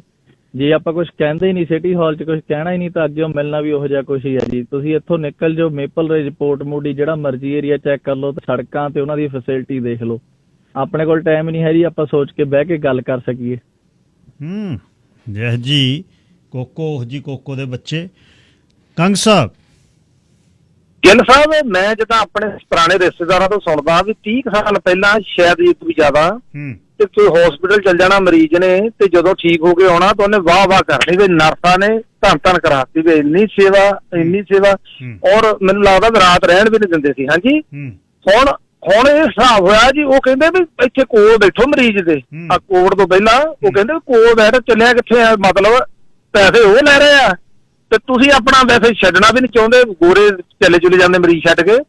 ਪਰ ਇਹਨਾਂ ਨੇ ਭੇਦ ਪਾ ਲਿਆ ਵੀ ਇਹ ਤਾਂ ਆਪ ਹੀ ਬਹੁਤ ਕੁਝ ਕਰ ਲੈਂਦੇ ਆ, ਹਨਾ, ਤੇ ਅਸੀਂ ਆਪ ਮਰੀਜ਼ ਦੇ ਕੋਲ ਹੀ ਬੈਠੇ ਰਹੀ। ਤਾਂ ਮੈਨੂੰ ਲੱਗਦਾ ਜੋ ਕੋਈ ਹੋਊ ਛੱਡ ਕੇ ਆਉਂਦਾ, ਨਹੀਂ ਤਾਂ ਰਾਤ ਨੂੰ ਆਉਣਾ ਪੈਂਦਾ, ਤੇ ਮੈਨੂੰ ਲੱਗਦਾ ਇੱਕ ਆ ਗਿਆ ਦੋ ਏਦਾਂ ਹੁੰਦੀ ਹੈ। ਪਰ ਮੇਰਾ ਗਿੱਲ ਸਾਹਿਬ, ਹਸਪੀਟਲ ਦਾ ਤਾਂ ਆਪਾਂ ਕਹਿੰਦੇ ਆ, ਮੈਂ ਤਾਂ ਰੀਸੈਂਟਲੀ ਹੁਣ ਇੱਥੇ ਜਾ ਕੇ ਦੇਖਿਆ, 15 ਥਾਈਂ ਫਾਈਲ ਜਾਂਦੀ ਜਦੋਂ ਤੁਸੀਂ ਐਂਟਰ ਹੋ ਜਾਂਦੇ ਨਾ, ਚੱਕ ਲਿਆਉਂਦਾ, ਉਹ ਨਾਂ ਪੁੱਛ ਜਾਂਦਾ, ਉਹ ਪੁੱਛ ਜਾਂਦਾ, ਡੇਟ ਆਫ ਬਰਥ 'ਚ 15 ਥਾਈਂ ਜਾ ਕੇ ਫਿਰ ਡਾਕਟਰ ਇੱਕ ਆਉਂਦਾ 3 ਘੰਟਿਆਂ ਬਾਅਦ, ਉਹ ਮਿੰਟ ਲਾਉਂਦਾ 2, ਉਹ ਇਹ ਨਹੀਂ ਦੇਖਦਾ ਇਹਦੇ 'ਚ, ਉਹ ਦੂਜੇ ਬੰਦੇ ਨੂੰ ਕਹਿੰਦਾ ਟੀਕਾ ਲਾ ਦੇ ਬਸ ਆ ਏਦਾਂ, ਉਹ ਮੈਨੂੰ ਲੱਗਦਾ 2 ਮਿੰਟ ਤੋਂ ਵੱਧ ਨਹੀਂ ਖੜਦਾ। ਮੇਰਾ ਕੰਸਰਨ ਇਹ ਆ ਵੀ ਹਸਪੀਟਲ ਦਾ ਆਪਾਂ ਰੌਲਾ ਪਾਈ ਜਾਂਦੇ, ਇੱਥੇ ਡਾਕਟਰ ਹੈ ਨਹੀਂ, ਨਰਸਾਂ ਇਹਨਾਂ ਨੇ ਬਹੁਤ ਬਥੇਰੀਆਂ ਭਰਤੀ ਕੀਤੀਆਂ, ਉਹ ਪਤਾ ਨਹੀਂ ਮੂਹਰੇ ਕੌਣ ਆ, ਰਿਸੈਪਸ਼ਨਿਸਟ ਆ। ਤੁਸੀਂ ਦੇਖ ਲਿਓ ਕਿਤੇ ਐਂਟਰੀ ਕਰਕੇ 15 ਥਾਈਂ ਫਾਈਲ ਜਾਂਦੀ ਆ, ਤੁਸੀਂ ਅੱਕ ਜਾਂਦੇ ਉਹਨਾਂ ਨੂੰ ਆਪਣਾ ਡੇਟ ਆਫ ਬਰਥ ਦੱਸ ਦੇ। ਬਿਲਕੁਲ ਜੀ ਸਰ, ਖਰਾਬ ਹੋ ਰਿਹਾ ਕੰਮ, ਡੇ ਟੂ ਡੇ ਖਰਾਬ ਹੋ ਰਿਹਾ, ਪਤਾ ਨਹੀਂ ਹੁਣ ਇਹ ਕਿਵੇਂ ਠੀਕ ਹੋਊ। ਆਖਰੀ ਕਾਲਰ ਜੀ, ਜਸਪਾਲ ਸਿੰਘ ਬਿਰਦੀ ਜੀ। ਸਤਿ ਸ਼੍ਰੀ ਅਕਾਲ ਜੀ। ਸਤਿ ਸ਼੍ਰੀ ਅਕਾਲ ਜੀ। ਸਤਿ ਸ਼੍ਰੀ ਅਕਾਲ ਜੀ। ਗੱਲ ਏਦਾਂ ਹੈ ਜੀ, ਮੈਂ ਜੇ 2 ਗੱਲਾਂ ਕਹਿਣੀਆਂ ਚਾਹੁੰਦਾ ਵੀ ਇੱਥੇ ਦਾ ਸਿਸਟਮ ਵੀ ਇੰਡੀਆ ਨਾਲ ਮੈਚ ਕਰਨਾ ਸ਼ੁਰੂ ਹੋ ਗਿਆ ਜੀ।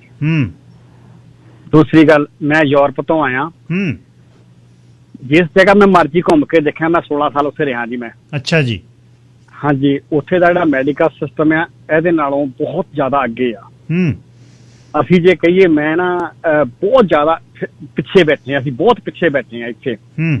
ਤੇ ਜੇ ਮੈਂ ਕਿਸੇ ਨਾਲ ਏਦਾਂ ਗੱਲ ਕਰਦਾ ਆ ਤਾਂ ਉਹ ਮੈਨੂੰ ਕਹਿੰਦਾ ਵਾਪਸ ਚਲ ਜਾ ਇੱਥੇ। ਇਹ ਜਵਾਬ ਥੋੜੀ ਹੁੰਦਾ ਕੋਈ ਵੀ ਕਿਸੇ ਗੱਲ ਦਾ, ਤੇ ਤੁਸੀਂ ਉਸ ਗੱਲ ਨੂੰ ਸੋਲੂਸ਼ਨ ਕਰੋ। ਇਸ ਤਰ੍ਹਾਂ ਹੀ ਕਹਿੰਦੇ ਆ ਜੀ, ਕਹਿੰਦੇ ਜੀ ਇੱਥੇ ਠੀਕ ਨਹੀਂ, ਪੰਜਾਬ ਮੁੜ ਜਾਓ। ਪਰ ਮਿੱਤਰੋ ਗੱਲ ਸੁਣ ਲਓ, ਖੜੇ ਦੇਖ ਲਓ ਕਿੱਥੇ ਹੋ ਤੁਸੀਂ। ਹੁਣ ਕਮਿਊਨਿਟੀ ਨੂੰ ਪਤਾ ਹੋਣਾ ਚਾਹੀਦਾ ਹੈ ਕਿ ਤੁਹਾਡੀ ਗੱਲ ਰਿਪਰੈਜ਼ੈਂਟੇਸ਼ਨ ਕੌਣ ਕਰੂਗਾ। ਕੀ ਕਰੋਗੇ ਤੁਸੀਂ, ਗਿਣਤੀਆਂ ਨੂੰ ਕੀ ਕਰੋਗੇ। ਹਾਲ ਵੇਖ ਲਓ, ਇੱਕ ਸ਼ਹਿਰ ਵਸੋਂ 7 ਲੱਖ ਤੋਂ ਉੱਪਰ, ਇੱਕ ਹਸਪਤਾਲ, ਤੇ 3 ਸਾਲ ਨੂੰ ਦੂਜਾ ਬਣਨਾ। ਜਾਨੂੰ ਦੇਖ ਲਓ ਗਿਣਤੀ ਕਿੰਨੀ ਹੋ ਜਾਣੀ ਹੈ। ਫਿਰ ਹੋਰ ਲਾਰੇ ਆਉਣਗੇ, ਹੋਰ ਪੋਲੀਟੀਕਲ ਪਾਰਟੀਆਂ, ਦਿੰਦੇ ਆ ਤੁਹਾਨੂੰ ਹਸਪਤਾਲ, ਦਿੰਦੇ ਆ ਇੱਕ ਟਰਮ ਹੋਰ ਜਿਤਾਓ, ਫਿਰ ਦੇਵਾਂਗੇ। ਮਰਜ਼ੀ ਤੁਹਾਡੀ ਹੈ ਜੀ, ਹਰ ਰੋਜ਼ ਇਹੀ ਹੁੰਦੀਆਂ ਗੱਲਾਂ। ਇਸ ਅੱਜ ਦਾ ਪ੍ਰੋਗਰਾਮ ਪਰਸੋਂ ਨੂੰ, ਹੁਣ ਕੱਲ੍ਹ ਨੂੰ ਛੁੱਟੀ ਹੈ, ਸ਼ੁੱਕਰਵਾਰ ਨੂੰ 7 ਵਜੇ ਤੁਹਾਡੀ ਸੇਵਾ ਦੇ ਵਿੱਚ ਮੈਂ ਹਾਜ਼ਰ ਹੋਊਂਗਾ। 7 ਤੋਂ 10 ਤੋਂ 1 ਨਿੰਮੀ ਡੌਲਾ ਜੀ ਹੋਣਗੇ। ਸੋ 7 ਵਜੇ ਟਿਊਨ ਇਨ ਕਰਿਓ ਤੁਹਾਡੀ ਸੇਵਾ 'ਚ। ਰੱਬ ਰਾਖਾ।